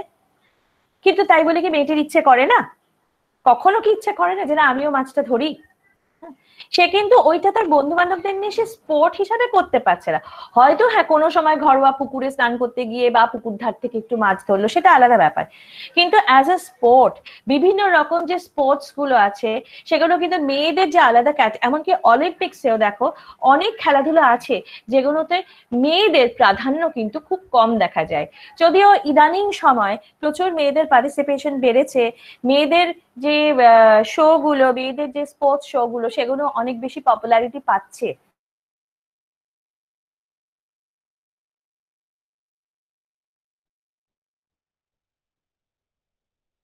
একবার একটু দেখিয়ে দিই, দেখো ইকুয়ালিটি ভার্সেস ইকুইটি। এতক্ষণ আমরা যেগুলো বলছিলাম, আমি তোমাদের যেটা বলেছি, একটা অপরের থেকে কিন্তু একেবারে আলাদা নয়, কিন্তু আলাদা। তাহলে হোয়াট ইজ ইকুয়ালিটি? ইকুয়ালিটি মানে যেখানে সবাই সমান। মানে আমি যদি ধরো এ বি সি, এ একজন ছেলে, বি একজন মেয়ে, সি একজন ধরো একজন বয়স্ক লোক, হ্যাঁ, তো এই এ বি সি প্রত্যেককে আমি 2টো করে বিস্কুট দিচ্ছি, সেটা হচ্ছে ইকুয়ালিটি। কিন্তু ইকুইটি কি? যে কার প্রয়োজন মতো, what is equity? Fairness or justice in the way people R treated. যে আমরা কি করে তাদের অবস্থাটা বুঝে যার যেটা প্রয়োজন সেই মতো তাকে আমরা কেটার করছি, সেই মতো তাকে আমরা দিচ্ছি। এই ছবিটা মানে আমার খুব মজা লাগে এই ছবিটা দেখতে। দেখো তিনজনে কিন্তু খেলা দেখছে, একজন বামন, মাঝখানেরটি মেয়ে এবং পাশেরটি একটা পুরুষ মানুষ। ইকুয়ালিটিতে দেখো, এইটা হচ্ছে ইকুয়ালিটি, যেখানে খেলাটা দেখা, তারা একটা ফেন্সের মানে কাঠের একটা প্রাচীরের এপাশে আছে, ওদিকে মাঠে খেলা হচ্ছে, তাদের তিনজনকে একটা একই রকম বাক্স দেওয়া হচ্ছে। কিন্তু তাতে কি হলো, ভদ্রলোক দেখতে পাচ্ছে, মেয়েটিও একটুখানি উঁচু হয়ে দেখতে পাচ্ছে, কিন্তু দেখো যে বামন ভদ্রলোক সে কিন্তু ওই কাঠের বেড়ার ফাঁক দিয়েই দেখছে, সে কিন্তু পুরো দেখতে পাচ্ছে না। সেই জন্যই কিন্তু ইকুইটিতে কি হলো, এই ভদ্রলোকের কিন্তু আমরা পরিষ্কার দেখতে পাচ্ছি যে দেখো ভদ্রলোকের কিন্তু কোনো প্রয়োজন নেই এই কাঠের বাক্সটার, সেই জন্য ভদ্রলোক মাটিতে দাঁড়িয়ে খেলা দেখছে, এনজয় করছে। মেয়েটি একটা বাক্স হলেই যথেষ্ট, কিন্তু এই বামন মানুষটির 2টো বাক্স লাগবে, তার আরো একটু কোথাও যেন লাগে। তাহলে এই যে তাকে 2টো বাক্স দেওয়া হলো, এইটাই হচ্ছে ইকুইটি। তো সমাজেও আমাদের সেরকম, আমরা যে জীবিকা অর্জনের রেস বলো বা জীবন ধারণের যে দৌড় বলো, প্রতিযোগিতা বলো, সেখানে কোথাও মেয়েরা কিন্তু নানা কারণে, যেটা নীলাঞ্জনা ম্যাডাম প্রথমেই বললেন, ঐতিহাসিক কারণে, সামাজিক কারণে, রাজনৈতিক কারণে, নানাভাবে এমনকি বায়োলজিক্যাল কারণেও তারা কিন্তু এখনো অনেক অনেক পিছিয়ে আছে, এবং তাদের কিন্তু এই এক্সট্রা সাপোর্টটা ভীষণভাবে প্রয়োজন। এইখানেই কিন্তু ইকুইটির কথা আসে, যে কার কতটা সাপোর্ট প্রয়োজন, এটা আমরা কি করে বুঝবো, কেন আমরা মেয়েদের বেশি দেব। তাহলে কি হলো, জেন্ডার ইকুয়ালিটি, আবার আমি চলে গেলাম। জেন্ডার ইকুয়ালিটি হচ্ছে যখন সমস্ত জেন্ডার্স তারা সবই ইকুয়াল পাবে। যেমন ধরো ভোটাধিকারের ক্ষেত্রে মেয়েদেরও আছে, ছেলেদেরও আছে, সবারই 21 বছর 18 বছর বয়স হলে ভোট দিতে পারবে, এটা হচ্ছে জেন্ডার ইকুয়ালিটি। বা ধরো ফান্ডামেন্টাল রাইট, যেটা যে আমি আমার দেশের মধ্যে যে কোনো জায়গায় যেতে পারবো, এটা একটা মেয়েও যেতে পারবে, একটা ছেলেও যেতে পারবে। তাহলে এই যে জায়গাটাই জেন্ডার ইকুয়ালিটি হচ্ছে কি, ইকুয়ালিটি কিন্তু এক্ষেত্রে একটা ফান্ডামেন্টাল হিউম্যান রাইট, আমাদের একটা অধিকার, মানুষ হিসাবে একটা অধিকার, যেটা হচ্ছে কি একটা, আমরা যদি এমন একটা বিশ্ব চাই যেখানে শান্তি আছে, যেখানে প্রসপেরিটি আছে, যেখানে সবাই আমরা মিলেমিশে একসাথে ঠিক ভালোভাবে সবাই ভালোভাবে থাকছি, সেখানে কিন্তু আমরা ইকুয়ালিটির কথা বেশি বলবো। আর জেন্ডার ইকুইটির 3টে মেজর পিলার আছে বা 3টে পায়া আছে। তার একটা মানে খুব বড় কথা হচ্ছে fairness. What is fairness? Each person matters as an individual. Decisions and actions must consider the dignity and rights of the individual to be considered to be fair. তার মানে কি, যে এখানে কিন্তু শুধুমাত্র নারী বা পুরুষ হিসাবে জেনারেলাইজ করা হচ্ছে না, এখানে প্রত্যেকটা ইন্ডিভিজুয়াল বা একটা একটা মানুষের কথা ভাবা হচ্ছে। এখানে ডিসিশন যখন নেওয়া হচ্ছে, সেখানে কিন্তু এই প্রত্যেকটা ইন্ডিভিজুয়ালের তার যে আত্মসম্মান, তার যে अस्मिता, তার যে অধিকার, সেইগুলো সমস্ত কিন্তু আমাদের খেয়াল রাখার প্রয়োজন আছে। এমন নয় যে আমরা একটা পলিসি এমন নিলাম যে সেটা হয়তো মেয়েদের চাহিদা মেটালো, কিন্তু একটা ছেলের কোথাও একটা সেটা আত্মসম্মানে লাগলো, তাহলেও কিন্তু সেটা জেন্ডার ইকুইটির বাইরেই থেকে যাবে। আবার এমন যদি কিছু করা হয়, কোনো প্রোগ্রাম নেওয়া হয় যেখানে হয়তো সমস্ত ছেলেদের এবং ধরো 70% মেয়ের কোনো অসুবিধে নেই, বা এমনকি 90% মেয়ের কোনো অসুবিধে নেই, কিন্তু 10% মেয়ে, নিশ্চয়ই সেখানে সমস্যা আছে, সেটাও কিন্তু জেন্ডার ইকুইটি হবে না। কারণ ওই 10% কেন, একটি ইন্ডিভিজুয়ালও তার কিন্তু একটা তার অধিকার যে তার কথাটাও যাতে সবাই ভাবে। এবং রাইটাসনেস বা ধার্মিকতা, তাহলে রাইটাসনেসটা কি? মরালি কারেক্ট, তার মানে এথিক্সটা কোনটা ভালো কোনটা মন্দ, এইটা আমাদের দার্শনিক চিন্তাধারাতে আমাদের যে ধার্মিকতা আছে তার যে চিন্তা ভাবনা সেইটাকেও আমাদের মাথায় রাখতে হবে। এবং জাস্টনেস মানে আমাদের সুবিচার দিতে হবে, প্রত্যেকটি মানুষকে সুবিচার দিতে হবে। তাহলে জেন্ডার ইকুইটি কিন্তু কখনোই শুধুমাত্র নারীদের কথা বলে না, কিন্তু নারীদের কথাও বলে। দেখো এই একই রকম আরো একটি ছবি আমি এনেছি, যেখানে কিন্তু এখানে কিন্তু দেখো সে আর বামন না, কিন্তু তার একটি হুইল চেয়ার আছে। তাহলে দেখো এই যে ইকুয়ালিটিতে 3টে বাক্স, এর তো কোনো কাজেই লাগছে না, তাই না? এটাই বলছিলাম যে ইন্ডিভিজুয়াল দেখতে হবে, শুধু গোত্র হিসেবে। এই যে যে মানে তোমার ফিলোসফিক্যাল সরি ফিজিক্যালি হ্যান্ডিক্যাপড যে মানুষটি এখানে রয়েছে, সে কিন্তু নারীও হতে পারে, পুরুষও হতে পারে, ইয়াং হতে পারে, ওল্ড হতে পারে। সুতরাং তার কথাটা আমাদের কিন্তু ইন্ডিভিজুয়ালি ভাবতে হবে। আবার দেখো মেয়েটাকে, দেখো এই যে দেখেছো একই বাক্সে দাঁড়িয়ে মেয়েটাকে কতটা পা উঁচু করে থাকতে হচ্ছে, তাকে খুব কষ্ট করে দেখতে হচ্ছে, তাতেও কিন্তু দেখো তার বুকটাও ফেন্সের উপরে যায়নি, তার মুখের অর্ধেকটা কোনো রকমে সে দেখতে পাচ্ছে খেলাটা। কিন্তু এইটা যদি দেখো জেন্ডার ইকুইটির যে ছবিটা, সেখানে দেখো এর কিন্তু এই বাক্সটার কোনো প্রয়োজনই নেই। মেয়েটার কিন্তু একটা বাক্সে কুলোচ্ছে না, তাই তাকে 2টো বাক্স দিতে হবে। আর যে ফিজিক্যালি হ্যান্ডিক্যাপ, তার জন্য আমাদের এমন একটা প্ল্যাটফর্ম তৈরি করতে হবে যেটা একটা র্যাম্প আছে, তার মানে একটা স্লোপ আছে, সেখান দিয়ে সেই র্যাম্পের থেকে সে হুইল চেয়ার দিয়ে যেতে পারবে। তাহলে দেখো ইকুইটি হলে কি হয়, সবাই কিন্তু সমানভাবে আনন্দ উপভোগ করছে, সবাই কিন্তু সমানভাবে জীবনকে দেখতে পাচ্ছে, যেটা কিন্তু ইকুয়ালিটিতে সম্ভব নয়, কারণ ইকুয়ালিটির কিছু লিমিটেশন আছে। তো জেন্ডার ইকুইটিরও কিন্তু বেশ কিছু বাধা আছে, বেশ কিছু ব্যারিয়ার্স মানে হলো বাধা, যে ইকুইটি আমরা পাই না। কেন পাই না? দেখো আমি এখানে 6টা মূল মানে খুব মানে অ্যাপারেন্ট যে 6টা কারণ, কিন্তু অনেক সময় আমরা সেটা দেখি না, সেইটা কিন্তু আমরা এখানে একটু বোঝবার চেষ্টা করতে পারি। Number 1 is patriarchal society. Patriarchal society বা পুরুষতান্ত্রিক সমাজ। পৃথিবীর খুব কম কিছু সমাজকে বাদ দিলে, খুবই কম, তারা প্রায় নগণ্য এবং দিনে দিনে তারাও হারিয়ে যাচ্ছে, এরকম কিছু সমাজকে বাদ দিলে আর বাকি সমস্ত কালচার, সমস্ত সমাজে কিন্তু পুরুষতান্ত্রিক সমাজ। এবং একটা পুরুষতান্ত্রিক সমাজে প্রথম যে কন্ডিশন একটা মেয়ের উপর, সেটা কি না, তাকে ওবিডিয়েন্ট হতে হবে, তাকে কথা শুনে চলতে হবে, আর তাকে সাবমিসিভ হতে হবে, তাকে নত হয়ে থাকতে হবে। আমরা দেখেছি সাধারণভাবে আমাদের খুব ছোট্টবেলা থেকে যে না নম্র স্বভাবের হতে হবে, মেয়ে তোমাকে বেশি নম্র হতে হবে, তুমি খুব জোরে হাসতে পারবে না, খুব জোরে কথা বলার তোমার অন্যায়, তোমাকে ভালো মেয়ে, সমাজ কিন্তু ভালো মেয়ে এবং খারাপ মেয়ে এই দুটো ক্যাটাগরিতে তাদের ভাগ করে দেয়। তুমি খুব জোরে জোরে পা ফেলে চলতে পারবে না, তুমি তুমি যখন তখন ঘুমোতে পারবে না, তোমার এমনকি তুমি দেখো এই যে প্যাট্রিয়ার্কাল সোসাইটিতে যে কোনো, এবং আমরা যদি দেখি যে এর ফলে কি হয়েছে, এর ফলে শুধুমাত্র যে জীবিকা অর্জনের জন্য নয়, যে বা চাকরি বাকরি ব্যবসার ক্ষেত্রে নয়, কিন্তু মানে এমনকি পলিটিক্সেও মেয়েদের সংখ্যা দেখো কত কম। মেয়েদের কিন্তু সংখ্যা পুরুষদের তুলনায় ভারতবর্ষে এখনো পর্যন্ত কিছুই না। আমরা তো কত বছর হয়েছে স্বাধীন হয়েছি, কিন্তু তাও আমাদের মেয়েরা কিন্তু সেইভাবে এগোতে পারে। আমি দ্বিতীয় পয়েন্টে যাব, সেটা হচ্ছে ভায়োলেন্স এগেইনস্ট উইমেন। এটা নিয়ে আমরা নানাভাবে সমাজে প্রায় প্রত্যেক দিন আমরা কোথাও না কোথাও মেয়েদের এগেইনস্ট যে ভায়োলেন্স হয় সেটার কিন্তু সম্মুখীন হই।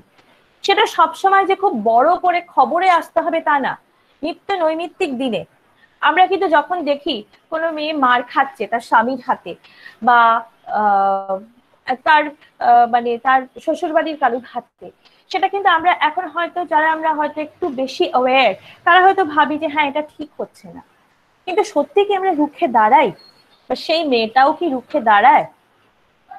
বেশিরভাগ ক্ষেত্রে তারা দাঁড়ায় না। বেশিরভাগ ক্ষেত্রে তারা কিন্তু, তার একটা বড় কারণ কি, এখনো কোথাও আমাদের মধ্যে কিন্তু এটা রয়ে গেছে যে রেভলিউশন করা ভালো, কিন্তু বেশি কথা বলা, বেশি রেভলিউশন করাটা ঠিক ভালো হবে না। বেশি যদি তুমি সমাজ ব্যবস্থার বিরোধিতা করো, সেই বিরোধিতা কিন্তু আমাদেরকে কোনো সুফল কখনোই দেবে না। তো এই যে জায়গাটা তৈরি হয়ে আছে, আমরা কিন্তু নিজেরাই ভাবি যে হ্যাঁ মানে, এবং অনেক ক্ষেত্রে তুমি দেখবে, ফর এক্সাম্পল আমি বলি, নারাজলে ধরো আমি যখন থাকি, ওখানে আমাদের যে মাসি আমাদের সাহায্য করে ঘরের কাজে বা ইয়েতে, তাকে, সে আমার কাছে একদিন, সে তার স্বামীর কাছে প্রায় রেগুলার মার খেত, রেগুলার নিত্য নৈমিত্তিক ব্যাপার। তার স্বামী তারপরে মারা যায় একটা সময়, তারপরে সে একদিন বলছে, মানে সেটা তার অহংকার, যে দেখো দিদি মার খেয়েছি কিন্তু ছেড়ে যাই। কিন্তু এই যে ধারণাটা তৈরি হয়ে গেছে যে আমার স্বামী আমাকে মারতে পারে, যা খুশি করতে পারে, কিন্তু তাকে ছেড়ে আমি যেতে পারবো না, কেননা সে আমার স্বামী। এই যে জায়গাটা তৈরি হয়েছে, এটা ভায়োলেন্সকে কোথাও একটা লিগালাইজ করে। আজকে হয়তো তোমরা ভাববে বা বলবে, তর্কের খাতিরেও বলা যায়, সেখানে অনেক তো আইন আছে, মেয়েদের তো আইনি ব্যবস্থাতে অনেক সুবিধা দেওয়া আছে, তাহলে কেন এগুলো এটা নিয়ে আমরা ভাববো? কিন্তু কথা হলো, আইনের থেকেও বড় মনস্তত্ত্ব। এবং যখন মনস্তাত্ত্বিক ভাবে বা মনস্তত্ত্বগত ভাবে আমাদেরকে, যখন এই ধারণাটা আমাদের মধ্যে মানে একদম একটা বটবৃক্ষের মতো রোপিত হয়ে যায় যে আমি মেয়ে, আমাকে অনেক কিছু মেনে নিতে হবে, আমাকে মানিয়ে গুছিয়ে চলতে হবে, তাহলেই, যেমন একটা দেখবে একটা প্রবাদ আছে চলতি, সংসার সুখের হয় নারীর গুণে। কেন নারীর গুণে কেন সুখের হবে? গুণ তো দুজনেরই থাকতে হবে। এই যে জায়গাটা, এই শিক্ষা, এই জায়গাটা কিন্তু আমরা কিন্তু মানে এটা এমন ভাবে আমাদের মধ্যে রোপিত হয়ে গেছে, এত ডিপ ঢুকে গেছে আমাদের মধ্যে, যে আমরা কিন্তু আলাদা করে এগুলো নিয়ে ভাবি না। পভার্টিও দেখো, পভার্টি বা দারিদ্রতা, এটা কিন্তু পুরুষ বা নারীকে সমানভাবে এফেক্ট করে।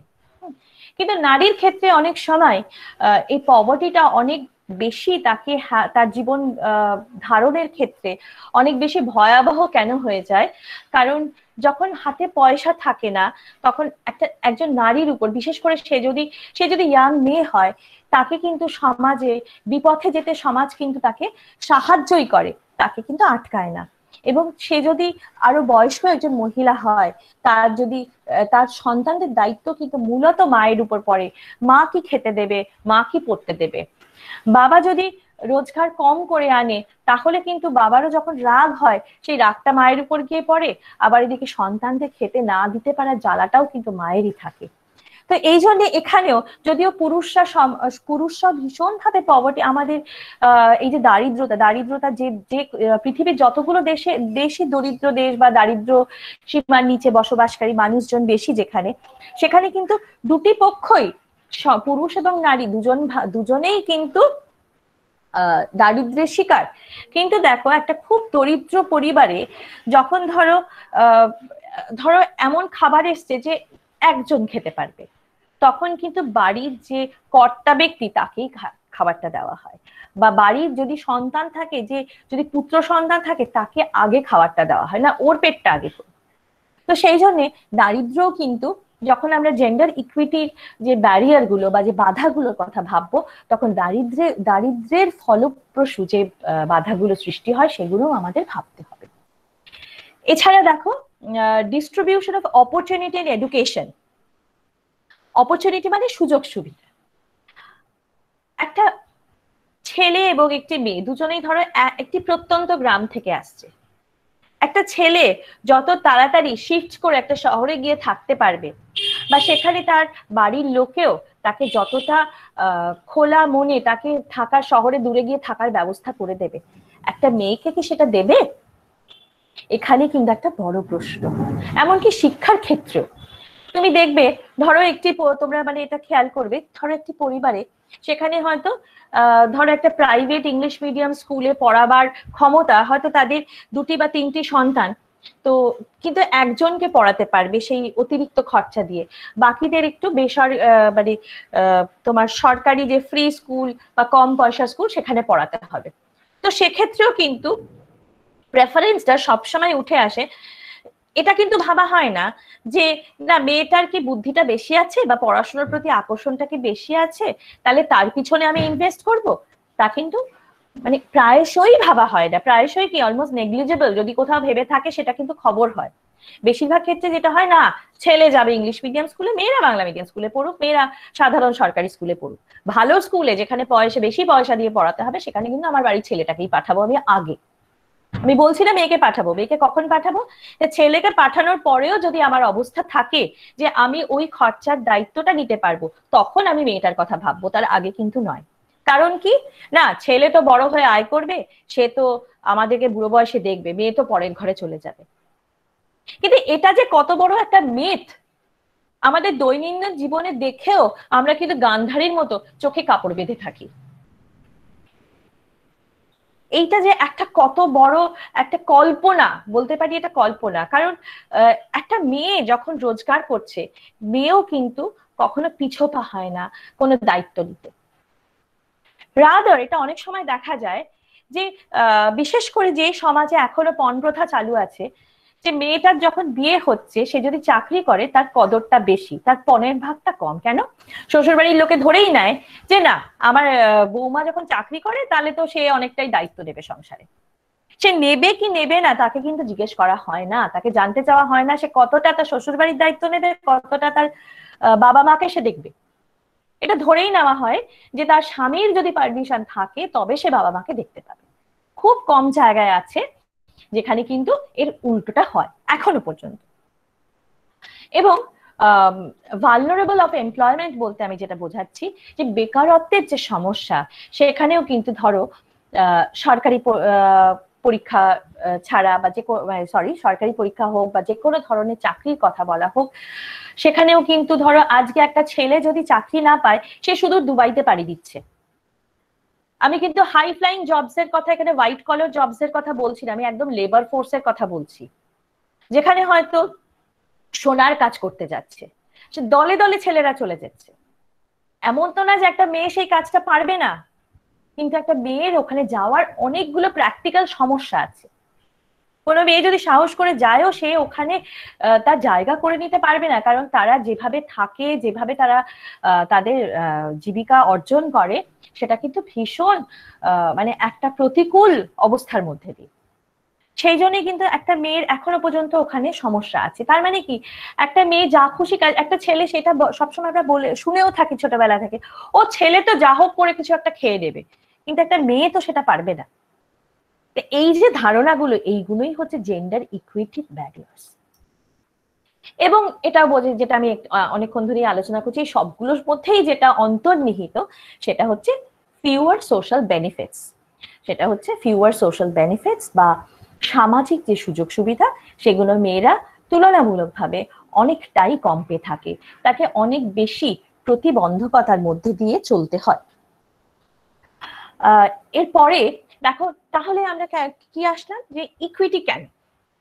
ইকুইটি এতক্ষণ অনেকক্ষণ ধরে ম্যাম ইকুইটি ইকুইটি বলছেন, কিন্তু ইকুইটিটা কেন, ইকুইটির কারণ হিসাবে আমি বেশি কিছু নিইনি। দেখো তিনটে জায়গা নিয়েছি, একটা মানে দুটো হচ্ছে সামাজিক এবং একটা পলিটিক্যাল। রিসেন্টলি এই যে বেটি বাঁচাও বেটি পড়াও যে মানে যে ক্যাম্পেইনটা শুরু হয়েছে রিসেন্ট কিছু বছর, মানে একদম রিসেন্ট, ভেরি রিসেন্ট কিছু বছরে, তাতে কিন্তু আমাদের বলা হচ্ছে অফিসিয়াল রেকর্ডস দেখাচ্ছে যে এলিমেন্টারি লেভেলে অন্তত মেয়েদের ভর্তি হওয়ার সংখ্যা অনেকটা বেড়ে গেছে, সেটা 94.32% হয়ে গেছে, যেখানে ছেলেদের 89.28% এখনো এলিমেন্টারি লেভেলে রয়েছে। কিন্তু এটা সত্ত্বেও এখনো যখন আমরা অ্যাডাল্ট লিটারেসি রেট দেখি, তখন দেখা যাচ্ছে উইমেনদের ক্ষেত্রে সেটা 65.79% এবং মেনদের ক্ষেত্রে সেটা 82.37%। তো এই যে বৈষম্য, এটার কিন্তু এটাও একটা বড় কারণ যে একটা মেয়ে, বিশেষ করে তারা যখন উঁচু ক্লাসে পড়ছে, ধরো 9, 10, 11, 12, বা ধরো তারা যখন উচ্চ শিক্ষায় যাচ্ছে, কলেজে যাচ্ছে বা ইউনিভার্সিটিতে যাচ্ছে, অনেক সময় তার পড়াশোনা অসমাপ্ত রেখে তাকে পড়াশোনা ছেড়ে তাকে বিয়ে দিয়ে দেওয়া হয়। কেননা এর পরে এত ভালো পাত্র পাওয়া যাবে না। আমরা এটা ভাবি না যে এই পড়াশোনাগুলো করলে বা আরো এগিয়ে গেলে মেয়েটা হয়তো নিজেই তার জীবিকা অর্জন করতে পারবে, নিজেই তার নিজের দায়িত্ব নিতে পারবে। মা বাবার আগে চিন্তা কি থাকে যে না মেয়ে বিয়ে দিলে মেয়ে ভালো থাকবে, যদিও সেটাও আরেকটা মিথ বা আরেকটা কাল্পনিক বিষয়। দ্বিতীয়তে আসি লেবার বা শ্রম। দেখা যাচ্ছে ভারতবর্ষে এখনো পর্যন্ত মনে হচ্ছে আবার কেউ ঢুকেছে একটা প্রেজেন্টেশনে। ভারতবর্ষে লেবার ফোর্সের প্রতি তিনজন পুরুষ হলে একজন মহিলা হয়, যে বৈষম্যটার কথা আমি একটু আগে বলছিলাম। এবং এই যে এমপি মানে এখানে আমি দিয়েছি, যেটা শর্ট ফর্মে দিয়েছি, এটা হচ্ছে অ্যাব্রিভিয়েশন দিয়েছি, এটা হচ্ছে মেম্বার অফ পার্লামেন্ট। এখনো পর্যন্ত ভারতবর্ষের পার্লামেন্টে মাত্র 14% মহিলা রিপ্রেজেন্টেশন আছে, যেখানে পুরুষরা আছে 86%। পলিটিক্সে মেয়েরা যেতে পারে না কেন? নিজেকে প্রশ্ন করেছো? পারবে কখনো চায়ের দোকানে গিয়ে আড্ডা মারতে বসতে? পারবে কখনো দরকার হলে মানুষের পাশে দাঁড়াবার জন্য রাত 12টার সময় ঘর সংসার স্বামী সন্তান ফেলে চলে যেতে? একটা ছেলেকে তো ভাবতে হয় না? কটা লেডি ডাক্তার মাঝরাতে কলে আসতে পারে যদি সে চায়ও? কোন কলে আসতে পারে মানে কলে অন্য কারোর বাড়ি যেতে পারে নিজের বাড়ি ছেড়ে, বা তার বাড়িতে কোনো রুগী নিয়ে গেলে সে ধরো ঘর থেকে বেরিয়ে আসতে পারে তাকে সেবা করবার জন্য। কিন্তু দেখো একজন পুরুষ ডাক্তার, সে যদি চায়, তার যদি ইচ্ছে থাকে, কেউ তাকে বাধা দিতে পারবে না। সে যখন তখন সে তার নিজের সে মানুষের যে সেবা করার তার যে ইচ্ছা সেটা কিন্তু সে করতে পারবে। তাহলে এইগুলোর জন্যই আমাদের এখনো উইমেন রিজার্ভেশন প্রয়োজন, যাতে সে একটা ইকুইটেবল জায়গায় চলে যায়, যাতে সে একটা সমপর্যায়ের জায়গায় পৌঁছতে পারে। এবং আমি এই জায়গাটায় এসছি যে উইমেন রিজার্ভেশন কেন দরকার। দেখো, সোশিওলজিস্টরা বলছেন বা সমাজ বিজ্ঞানীরা বলছেন যে যেদিন থেকে মেয়েরা ঘরের বাইরে মানে গৃহবধূ বা গৃহবালিকার রূপ ছেড়ে তারা বাইরের জগতে প্রবেশ করেছে, তারা চাকরি বাকরি করতে যাচ্ছে, তারা হয়তো কিছুটা বিনোদনের জন্যও যাচ্ছে, কিন্তু তারা নিজেরা যাওয়া শুরু করেছে, তবে থেকে কিন্তু এই যে ভায়োলেন্স এগেইনস্ট উইমেন কিন্তু সাংঘাতিক রকম বেড়ে গেছে। এবং এই যে ভায়োলেন্স এগেইনস্ট উইমেন, এটা কিন্তু একটা খুব ডিপ রুটেড একটা প্রেজুডিস, একটা সবসময় যে না মেয়েরা যাবে কেন, মেয়েরা কেন বাড়ির বাইরে যাবে, মেয়ে তাকে ঘরেই থাকতে হবে, ভালো মেয়ে তুমি ঘরে থাকবে, তুমি বাইরে কোথাও যাবে না। এই যে এবং এই কারণেই কিন্তু এই যে মেয়েরা বাড়ির বাইরে যাবে না, মেয়ে তুমি সব চাকরি করতে পারবে না। আজকে ধরো রোড কনস্ট্রাকশনে যে ইঞ্জিনিয়ারের দরকার হয়, সেখানে তোমরা তো দেখছো এত রাস্তা তৈরি হচ্ছে, কটা মেয়েকে সেখানে দেখতে পাচ্ছ ওখানে ওই লেবারদের সুপারভাইজ করছে? লেবার কিন্তু আমরা দেখছি প্রচুর মেয়েরা তাও আছে, কারণ কিছু কাজ ওখানে ধরা হয় যেগুলো মেয়েরা ছাড়া নাকি হয় না। যেমন ধরো ওই যে বস্তা দিয়ে যে রোলারটা চলে, সেই রোলারটার গায়ে যে বস্তাটা ধরে থাকা হয় সেটা মেয়েরাই বেশিরভাগ ক্ষেত্রে করে।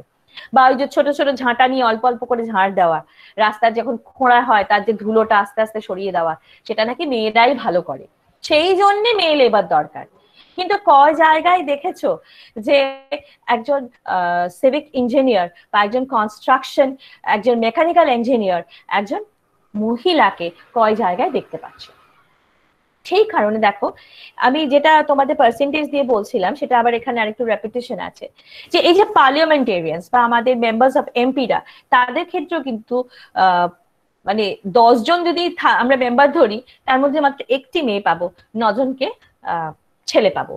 এবং সেই জন্য দেখো মানে ভীষণ ভাবে নানা রকম সামাজিক এবং অর্থনৈতিক যে ফ্যাক্টরস গুলো আছে, সেগুলো মেয়েদেরকে এখনো যে পলিটিক্যাল লাইফ, যে সোশ্যাল লাইফ, তার একটা মার্জিনে রেখে দেয়।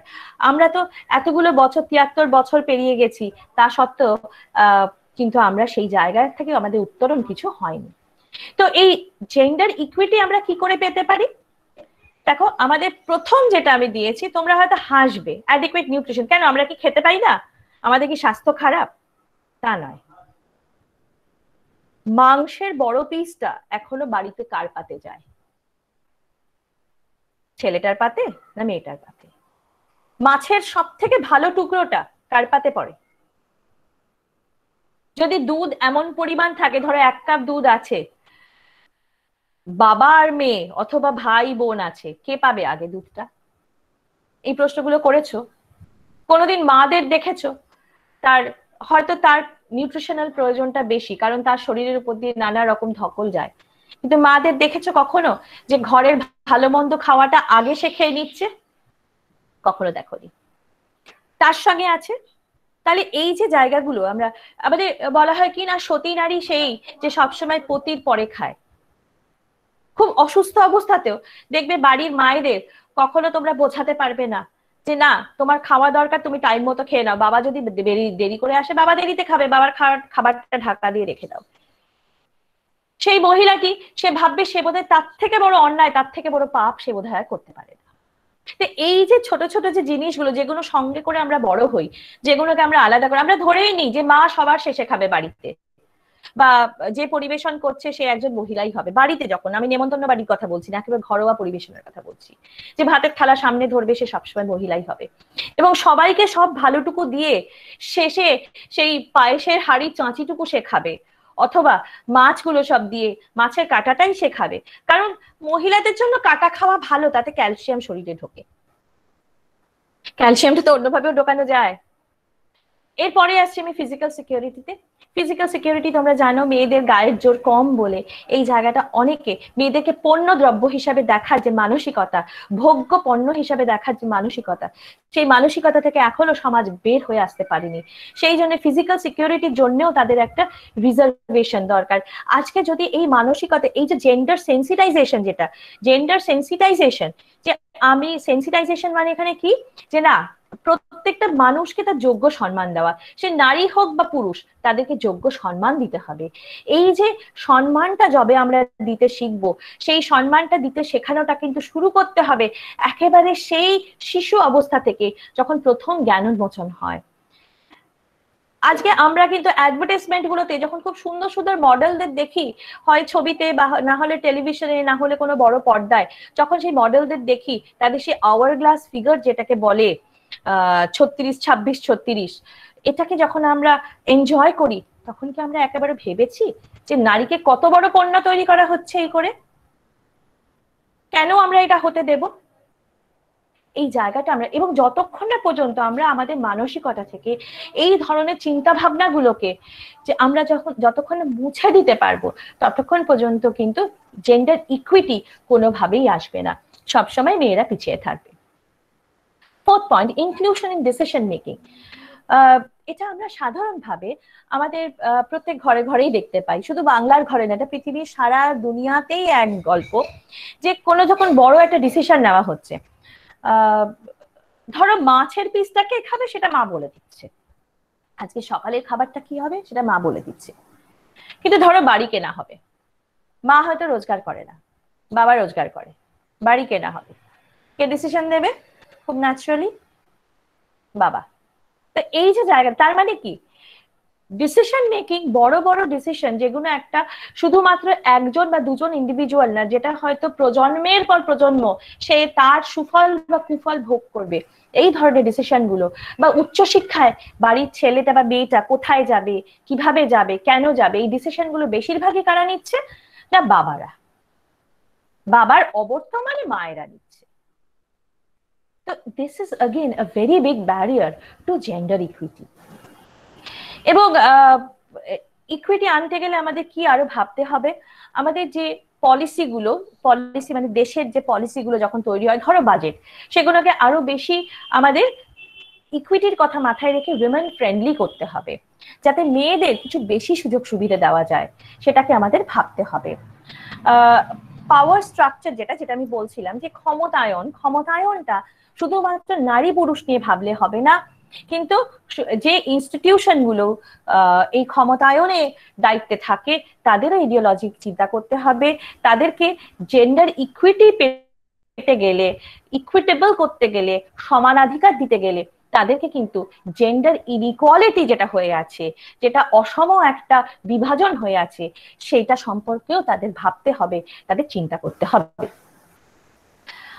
Legal identity and facilitating access to justice, মানে একটা মেয়ে যাতে চট করে তার জুডিশিয়াল যে সিস্টেমটা, ধরো কেস কোর্টে কেস লড়তে হবে, সেখানে তার মনে হচ্ছে কিছু একটা নিয়ে কেস করতে হবে, কিন্তু তার কাছে না আছে অর্থ, না সে বুঝতে পারছে কার কাছে যাবে।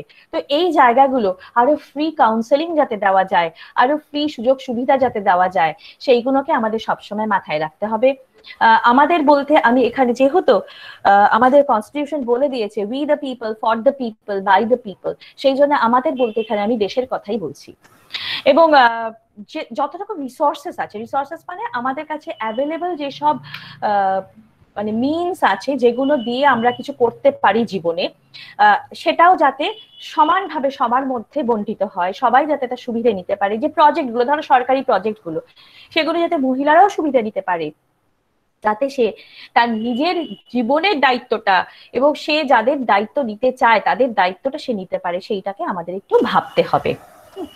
তো এরপরে আমি আর এইগুলো আমি অনেকবারই এখানে যেগুলো লিখেছি সেগুলো অনেকবারই আমি আমার কথার মধ্যে অলরেডি আলোচনা করেছি বলে আমি আর সেইভাবে আলাদা করে ধরে ধরে এবার বলছি না।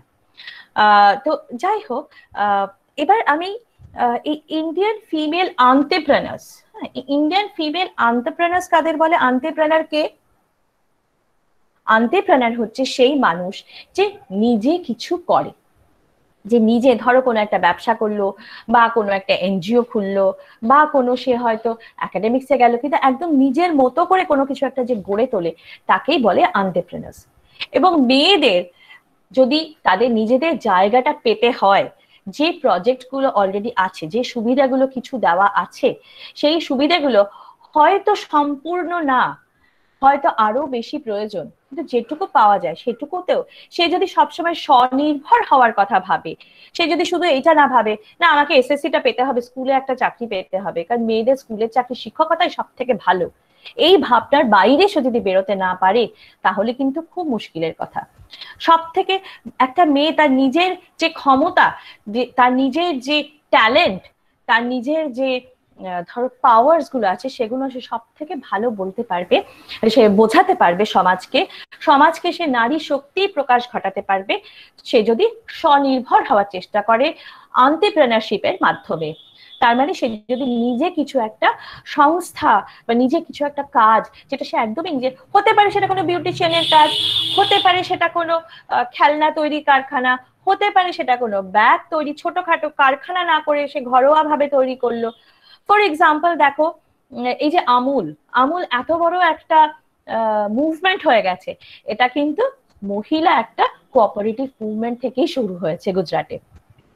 তারপরে যে লিজ্জত পাপড়, লিজ্জত পাপড়টাও কিন্তু পুরোপুরি মহিলাদের দ্বারা, মহিলা একটা কোঅপারেটিভ সোসাইটি, যারা সেখানে মেয়েরাই তাদের নিজেদের সমস্ত রিসোর্সেস কাজে লাগিয়ে তারা সেখানে একটা কারখানা পর্যন্ত গড়ে ফেলেছে এবং সেখানে এরকম মাস প্রোডাকশন হচ্ছে।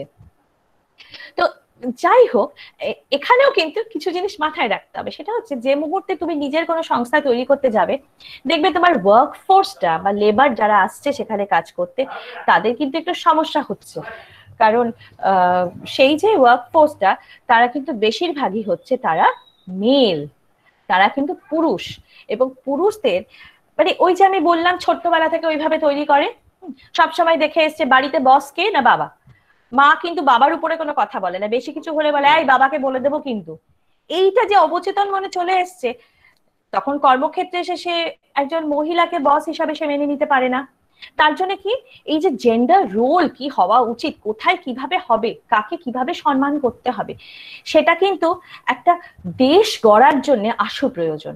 এবং সেই দেশ গড়ার জন্য তাহলে কি পুরুষদের কিন্তু একেবারে এই সেন্সিটাইজেশনটা তাদেরকে শিখিয়ে পড়িয়ে নিতে হবে, একদম ছোট্টবেলা থেকে তাদের মননে এটাকে প্রবিষ্ট করে দিতে হবে।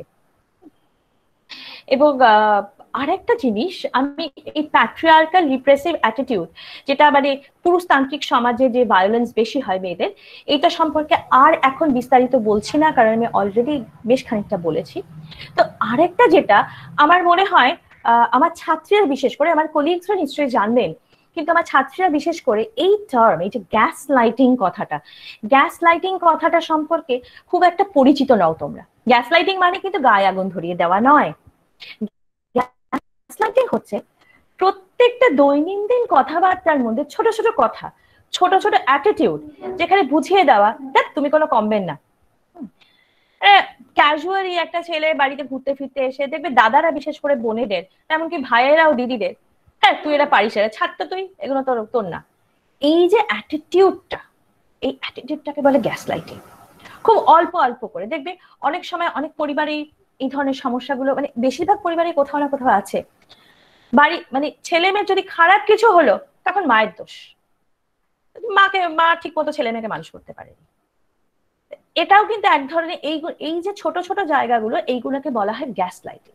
এটাতে কি হয়, সেই নারীর মধ্যে একটি হীনমন্যতা তৈরি হয়ে যায় যে হ্যাঁ আমি বোধহয় খুব বেশি কিছু পারি না, আমার বোধহয়, বিশেষ করে এটা হোম মেকার যারা, যাদের আমরা আগে এটা বলা হতো হাউস ওয়াইফ বা গৃহবধূ, এখন কিন্তু হাউস ওয়াইফ কথাটা ব্রাত্য হয়ে গেছে।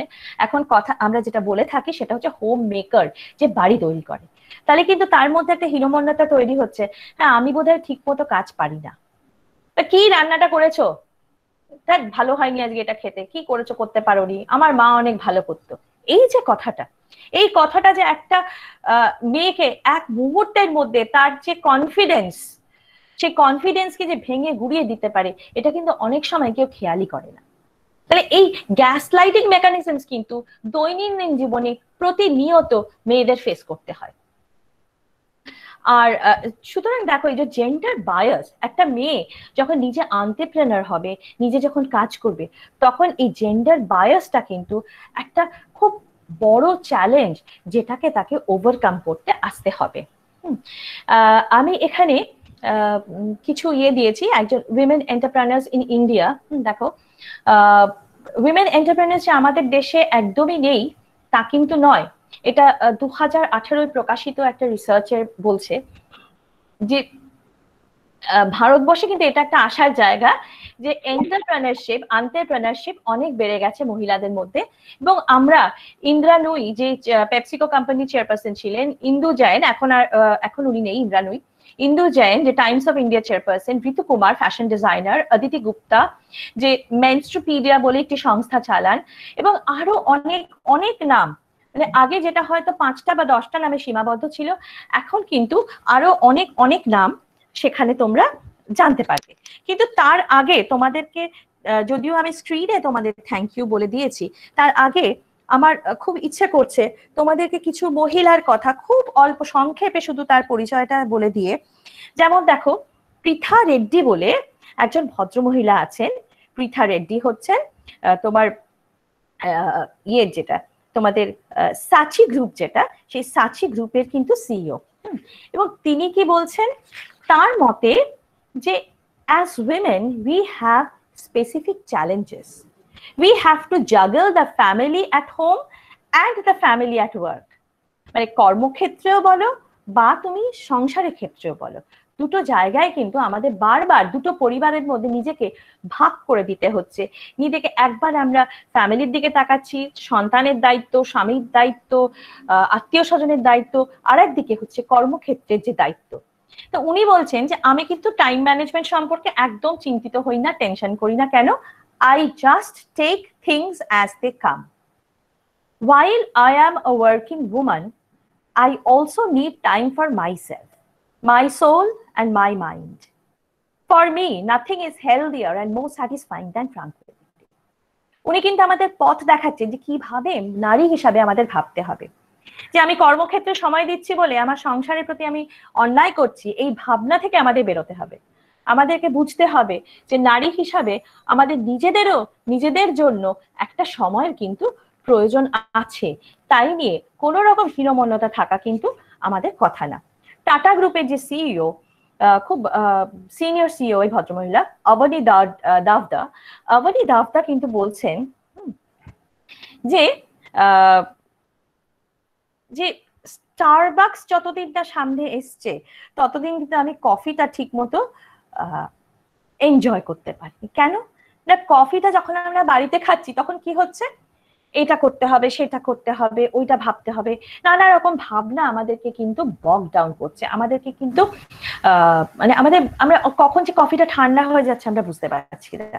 কিন্তু স্টারবাকসে গিয়ে প্রথম আমরা বুঝতে পারলাম যে আড্ডা মেরে যখন আমরা একটা রেলিশ করতে পারছি, যখন কফিটা খেতে পাচ্ছি, তখন সেটা কত ভালো লাগছে। এবং আমার যেটা ওনার কথার বলতে ভালো লেগেছে সেটা হচ্ছে লিডারশিপ কোয়ালিটিকে উনি খুব সুন্দরভাবে বলেছেন, leadership is not defined by gender. মানে আমি স্ত্রী না পুরুষ তাই দিয়ে কিন্তু লিডারশিপ দিতে পারবো কিনা তা নির্ধারিত হয় না। লিডারশিপের জন্য যেটা সব থেকে বড় প্রয়োজন সেটা হচ্ছে এমপ্যাথি, যে একটা মানুষকে বোঝার ক্ষমতা, যে তাকে আমি কতটা বুঝতে পারছি, আমার সঙ্গে যারা কাজ করবে, আমার টিমে যারা কাজ করবে তাদেরকে আমি কতটা বুঝতে পারছি। আমি কিন্তু সিম্প্যাথির কথা বলছি না, আমি করুণার কথা বলছি না। তাদের জন্য আমার কষ্ট হওয়ার দরকার নেই, কিন্তু তাদের সুবিধে অসুবিধেগুলো ঠিকঠাক বুঝে ওঠাকেই, অনুধাবন করাকেই বলা হয় এমপ্যাথি। এবং সেই এমপ্যাথি কিন্তু খুব স্বাভাবিকভাবেই একটা মেয়ের মধ্যে কোথাও যেন বেশি থাকে, কারণ ছোটবেলা থেকেই তাকে সামাজিকভাবে সেইভাবেই তৈরি করা হয়। তো সেই জন্যে লিডারশিপ কোয়ালিটিটা কিন্তু কখনোই আমরা ভাববো না যে ও না আমি তো সেইভাবে সময় দিতে পারবো না, তাহলে আমি কি করে আমি লিডার হব। এবং ভারতী গুপ্তা রমোলা তিনি কিন্তু প্রাইস ওয়াটার হাউস, একটা খুব বড় কর্পোরেট হাউস আছে, তার মার্কেটিং এর তিনি হচ্ছেন টপ বস যাকে বলে। তো তিনি কি বলেছেন, তিনি বলছেন যে তিনি কিন্তু একটা খুব ট্র্যাডিশনাল একটা কনজারভেটিভ মারওয়াড়ি ফ্যামিলি থেকে উঠে এসেছেন। এবং তখন তিনি কিন্তু ওই প্রথম জেনারেশন মারওয়াড়িদের মধ্যে ছিলেন যারা কিন্তু ক্যারিয়ারের কথা ভেবেছে এবং তার সঙ্গে সঙ্গে চেয়েছে যে একটি সুশৃঙ্খল সে সংসার, যেটা সে হয়তো চাকরি না করলে হতো সেটাও সে করবে। কিন্তু তারপরে সে দেখলো সেটা সে করতে গিয়ে সে নিজের জীবনকে ধ্বংস করে ফেলছে। এবং তখন সে কি বলছে, I stopped trying to be the perfect homemaker. আমি আর গৃহবধূ, একদম পারফেক্ট গৃহবধূ হতে চাইনি। A little dust under the sofa was just fine. থাক না, সোফার তলে একটু ঝুল পড়ে থাক না, কোনায় আছে, কেউ দেখতে পাচ্ছে না, কিচ্ছু হবে না। আর পারফেক্ট ওয়াইফও আমি হতে পারবো না, আমার নিজের সময়ের মতো আমাকে কাজগুলো করতে হবে। তার মানে কি, আমরা আমাদের প্রায়োরিটি গুলোকে সেট করব, কোন কাজটা আমার সেই সময় আমি করব বা কোন কাজটা আমি করা উচিত বলে মনে করছি, সেটাই কিন্তু দিনের শেষে এবং দিনের প্রথমে দুবারই শেষ কথা। এবং আমি মল্লিকা শ্রীনিবাসনের কথা বলে শেষ করব, যে কিন্তু ট্রাক্টরস এন্ড ফার্ম ইকুইপমেন্ট একটা খুব বড় কর্পোরেট হাউস আরেকটা, তার চেয়ারপারসন। এবং তিনি কি বলছেন, তিনি বলছেন যে সব থেকে যেটা দরকার সেটা হলো যে আমার নিজেকে নিয়ে আমার খুব পিসফুল থাকতে হবে, আমার খুব আনন্দে থাকতে হবে। কারণ যদি আমি নিজে না শান্তিতে থাকতে পারি, আমি নিজে না আনন্দে থাকতে পারি, তাহলে কিন্তু কোনো কাজেই আমি সাফল্য পাবো না। Thank you dear guys for watching. Thank you my colleagues. Thank you my dear students. তোমরা ধৈর্য ধরে এতক্ষণ যে আমার কথা শুনলে, আমার খুব ভালো লাগছে সেটা। So I pass over the session for any questions that you may have. ম্যাডামকে তার এই অসাধারণ উপস্থাপনার জন্য অনেক অনেক ধন্যবাদ জানাই। আসুন সবাই মিলে এই ছোট্ট ছোট্ট বিষয়গুলি এত সুন্দরভাবে পর্যালোচনা করেছেন এবং আলোচনা করেছেন, তার জন্য অনেক অনেক ধন্যবাদ। আমাদের আলোচনার বক্তব্য শেষ হয়েছে, এবার টাইম ইন্টারাকশন সেশনের আমি অডিয়েন্সদের বলবো প্লিজ নিজেদেরকে এক এক করে এবারে আনমিউট করুন, কারণ আপনারা সবাই মিউট অপশনে আছেন। আনমিউট করুন এবং আপনাদের যা যা কোয়েশ্চেন্স বা কোয়ারিজ বা ডাউটস সেগুলো ম্যামের সাথে আলোচনা করুন।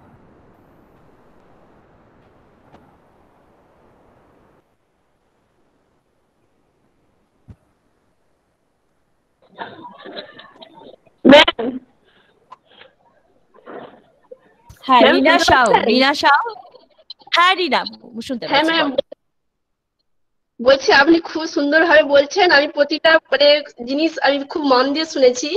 তো আমাদের এখানে ছোট থেকে শেখানো হয়েছে যে বাড়িতে ছেলেদেরই প্রাধান্যটা বেশি, যে সমস্ত ভালো জিনিসটা ছেলেদের দিকে দেওয়া হবে। হয়তো এতদিন আমরা ছেলেদের বাবা যে কাজগুলো ঠিক আছে, হয়তো তারা অনুপস্থিত থাকা, যখন আমরা করতে চাইছি সেই কাজগুলো, যে আমি ওই কাজটা পারবো করতে, ঠিক আছে। ছেলেদের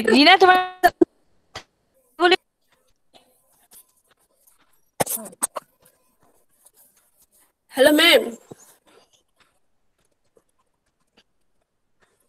হ্যাঁ, বলো বলো। বলছি যে আমরা ছোট থেকে যখন বাবা দাদাদের যে ছেলেদের কাজগুলো যখন শিখেছি, তাদের অনুপস্থিত কালে যখন সেই কাজগুলো করতে চাইছি, যে আমরা পারবো কাজটা শিখেছি যখন, কিন্তু কখনো করতে দেয়া হয়নি। ঠিক আছে, যখন আমরা সেই কাজটা করছি তখন আমাদেরকে বারণ করা হচ্ছে, না এটা করা চলবে না, এটা ছেলেদেরই কাজ, ছেলেরাই করবে, আমাদের বারণ করা হচ্ছে। ঠিক আছে, আর সব হ্যাঁ জায়গায় তো হ্যাঁ যাওয়া হ্যাঁ যাবে না। হ্যাঁ, ঠিক আছে, এই সন্ধির জায়গায় তো পর একটা বলেই দিবে যে হ্যাঁ, যে কোথাও যাওয়া যাবে না, বা কোথাও গেলেও সঙ্গে কাউকে নিয়ে যেতে হবে। ঠিক আছে, তো যখন এইসবের প্রতি আমরা যখন প্রতিবাদ করছি, তখন কিন্তু আমাদের কিন্তু কথা শুনতে হয়। ঠিক আছে, যে মেয়েদের এত বাড়াবাড়ি ভালো নয়। তো আমরা প্রতিবাদ করছি, কিন্তু তার উপরে আমাদের আবার বকাঝকা করা হচ্ছে, তো আমরা কি করব বলুন তো?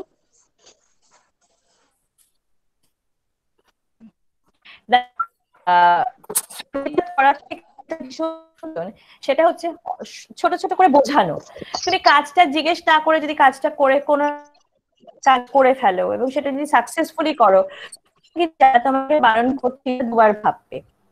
কোথাও যেতে হলে একটা সময় দেখবে যখন এমন কোনো একটা পরিস্থিতি, একটা সুযোগের অপেক্ষায় থাকো যেখানে হয়তো সত্যি তোমার সঙ্গে যাওয়ার মতো কেউ নেই, কিন্তু তোমাকে যেতেই হবে, তখন ইনিশিয়ালি রাগ করলেও আহ সাহস করে চলে যাও, সাহস করে চলে যাও।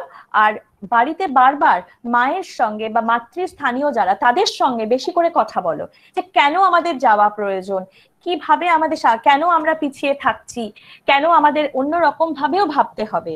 সেই জিনিসগুলো মায়েদের সঙ্গে বা মাতৃস্থানীয় যারা আছে তাদের সঙ্গে এমনি আলোচনা করতে পারো, গল্প ছলে কথা বলতে পারো, তোমার ইচ্ছে অনিচ্ছেগুলো তাদের জানাতে পারো, খুব একটু একটু ভেবে নাও।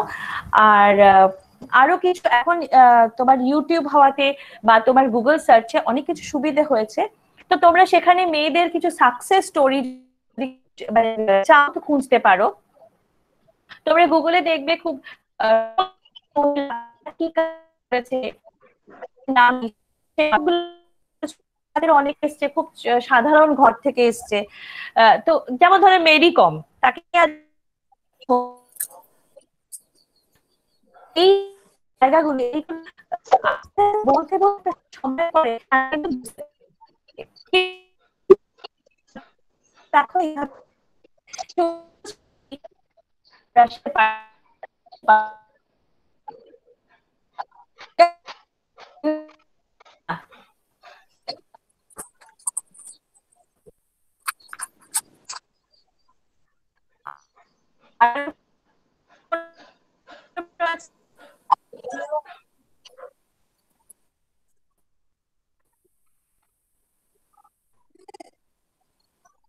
ম্যাম, আপনার কথাগুলো একটু অস্পষ্ট আসছে।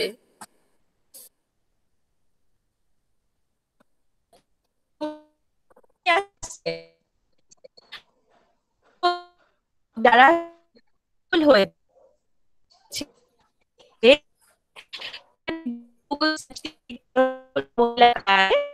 এবং তাদের যে তাদের গল্প বাড়িতে অন্যান্যদের সঙ্গে আলোচনা করো, প্রতিবেশীদের সাথে করো, আস্তে আস্তে সবটা নড়ার মতো অবস্থা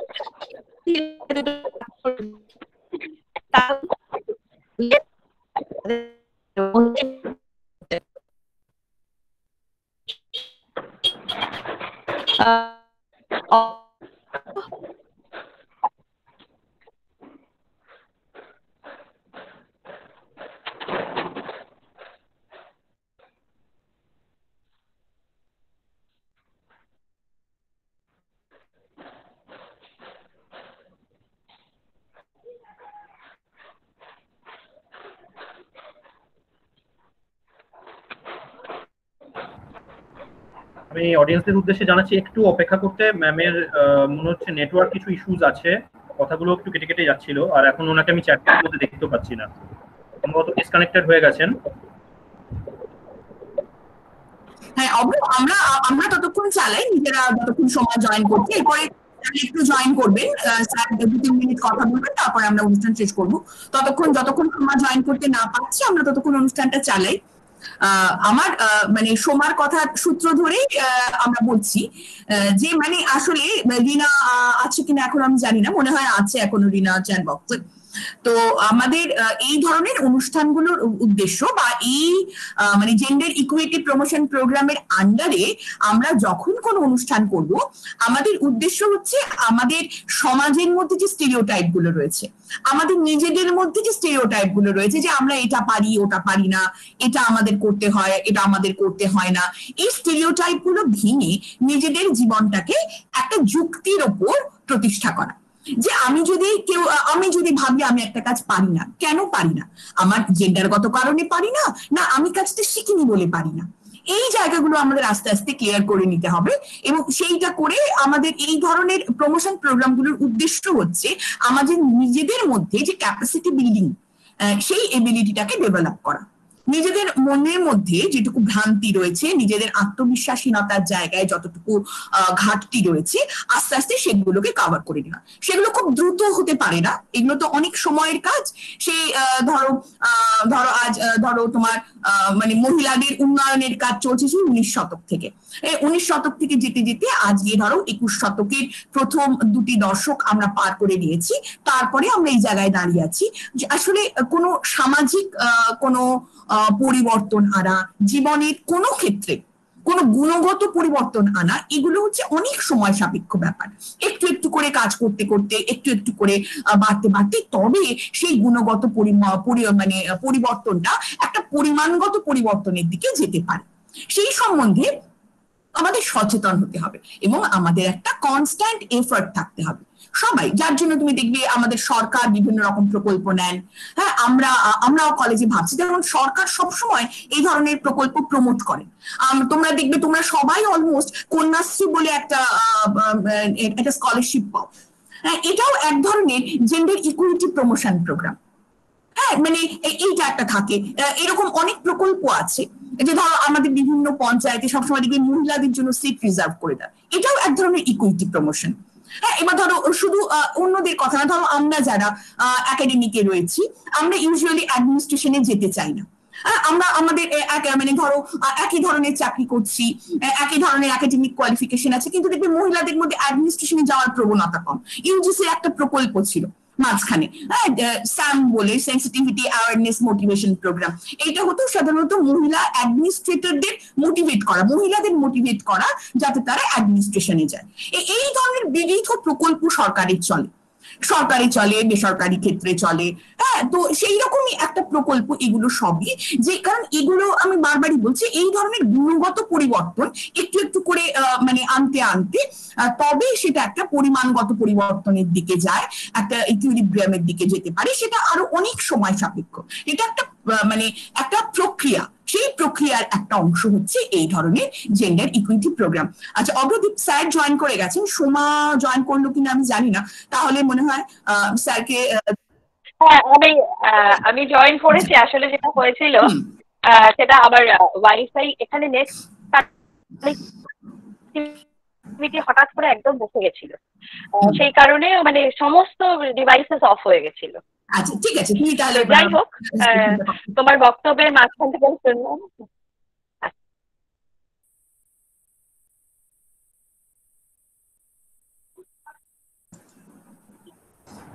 স্যারের বক্তব্যের আগে কারোর যদি কিছু প্রশ্ন থাকে সোমা ম্যামকে, তাহলে প্লিজ নিজেদেরকে আনমিউট করে প্রশ্ন করতে পারেন।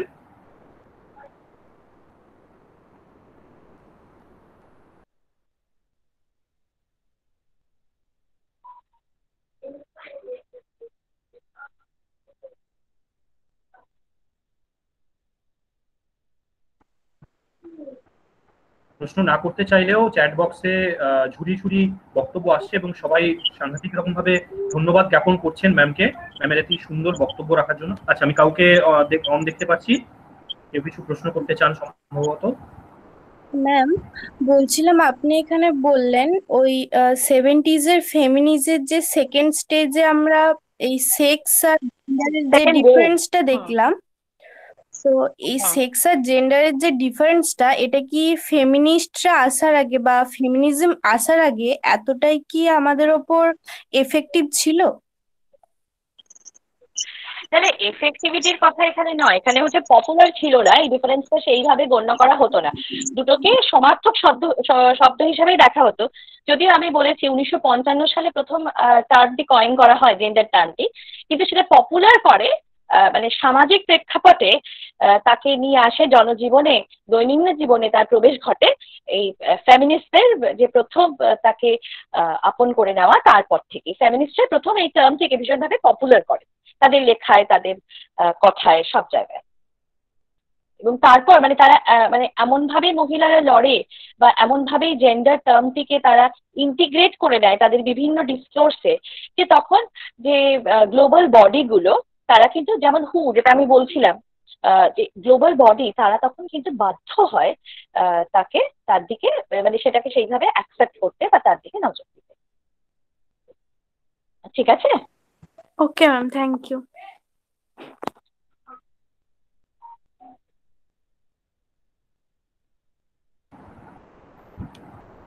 উপস্থিত অডিয়েন্সদের মধ্যে আর কারোর যদি কিছু প্রশ্ন করার থাকে তাহলে চট করে নিজেকে আনমিউট করে প্রশ্ন করতে পারেন।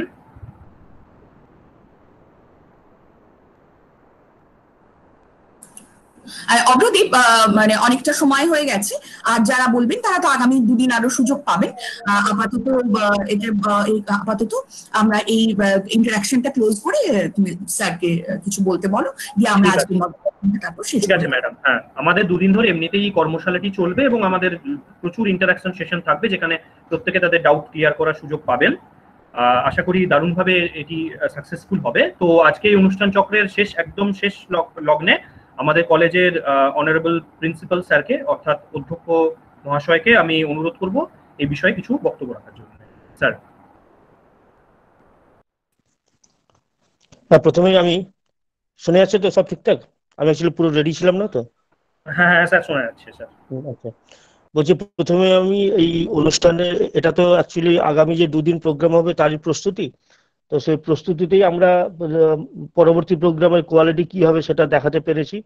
তার জন্য আমরা যারা আজকে আয়োজক সবাইকে ধন্যবাদ জানাচ্ছি, এবং বিশেষ করে যিনি বক্তব্য রাখলেন সোমা ম্যাডাম, সবটা শোনা গেল না কারণ বুঝতে পারছেন অফিসিয়াল রিজনসে মাঝে মাঝে আমাকে বেরিয়ে যেতে হয়।